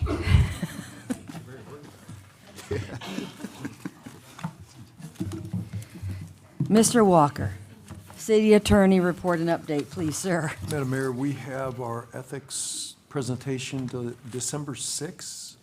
New commissioners are especially welcome. We try to make it entertaining. You have 4 hours by statute that you have to get training. This certifies for that purpose. Can you make it as entertaining as a cruise ship? I don't know. I don't know about that. Well, they do feed, they feed you. Scott Newfield feeds you. We feed you. We try to feed you, and hopefully it's a good time. But you're welcome. Come on if you can. Cruise ship is going to be there. I'll dance for you. There you go. Madam City Manager, do you have? I have a couple things. As I mentioned, we received a $3 million grant. It's a Springs grant that, from the Wastewater Management District, they put in for us, but it's actually a DEP one, like it goes through Water Management District, and they put in, it was the number 5 project approved in the whole state of Florida, so it's a pretty big deal to rank that high in the whole state. The other thing is I wanted to point out that Kevin Pearson, our captain, is here from the fire department. And I also currently have Chief Vogel from Newberry serving as interim chief. He's not here all week, but he comes in for a few hours every week just to kind of check up on things and make things sure things are running as they should be. And so Pearson has really taken on a leadership role. He already was a leader, but even more so. He's taking on additional responsibilities, and just really happy to see him at the meeting. And he's someone that y'all can talk to about anything fire. So I So definitely, if Vogel's around or you want to know when he's around, you can contact me and meet him. And Pearson is always at the fire station. So the other thing is, I did want to get a little direction on the priest since we have a new commission. I need to move forward if you want to, and if you don't, then I just need to know that, because just to kind of give you a little background, I know everyone's familiar with the priest, but it's we received $1,040,000 from the state. I have checked, and that would be used to purchase the building, secure the structure, stabilize it, and to repair the roof. That's all that money would pay for. We could, I checked, we are able to sell it if we decide to fix it. And I also checked, we don't have to do a $200,000 match. We don't have to do any match. And so, and I have that in writing. So, so the city doesn't have to, it would be staff time, okay, 100%.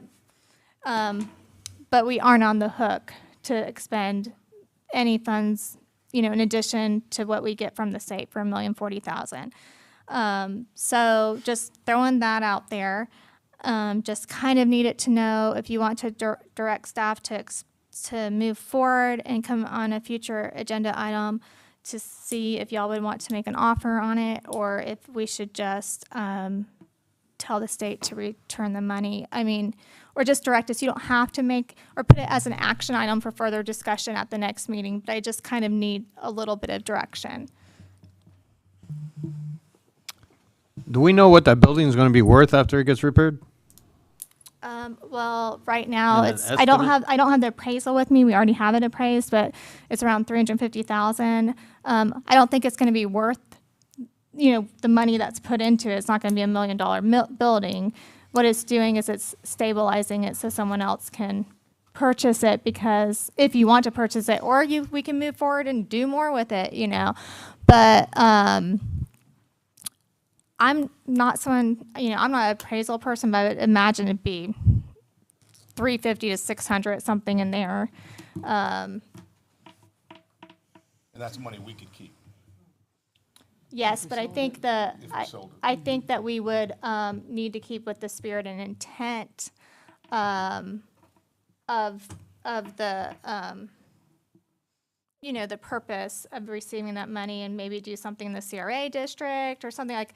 I don't think it would be appropriate just to put it back in the general fund. I think maybe reimburse staff's costs, that we've spent or whatever. But I think we should keep with the spirit and intent of the reason if we sell it, the reason the money was given. The reason I asked, I just don't want I hate to say this, but I don't want another canoe outpost on the city's dime, so that would be my concern with, I love the idea of fixing it up, because if we don't do it, I don't think anybody else is gonna come in here and do it, and it's just gonna fall down and continue to look like crap. But, I love the idea, I'm very happy that we don't have to come up with the $200,000, especially since we don't have it. Right. So, I like the fact that we don't have to come up with that, and that we can get out of it when necessary, and it gives us an ability to shore up a historical building here. So can we, at the next commission meeting, I don't know if that would be too quick to get this together, but could we get, I'd like to see a copy we should see a copy of the appraisal, the updated structural assessment report. Yeah, I'm sorry, yes. And then operational costs, because those will be the cities to bear while we're working on it. What is the cost to insure it? What is the cost to keep the air conditioning running? And where do we find that money? Is there that kind of buffer in the appropriations, and would that be an appropriate use?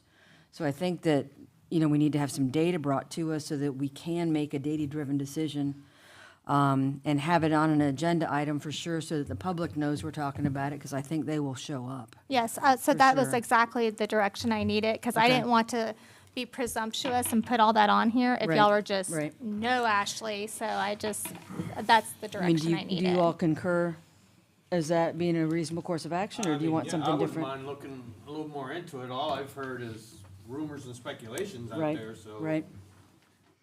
And so you were saying the funds should go back to CRA. Is CRA funds going to help the cost of the lights and water and all of that? So I said in the CRA district, you know, because it's the whole purpose. So it doesn't have to go back to the CRA fund.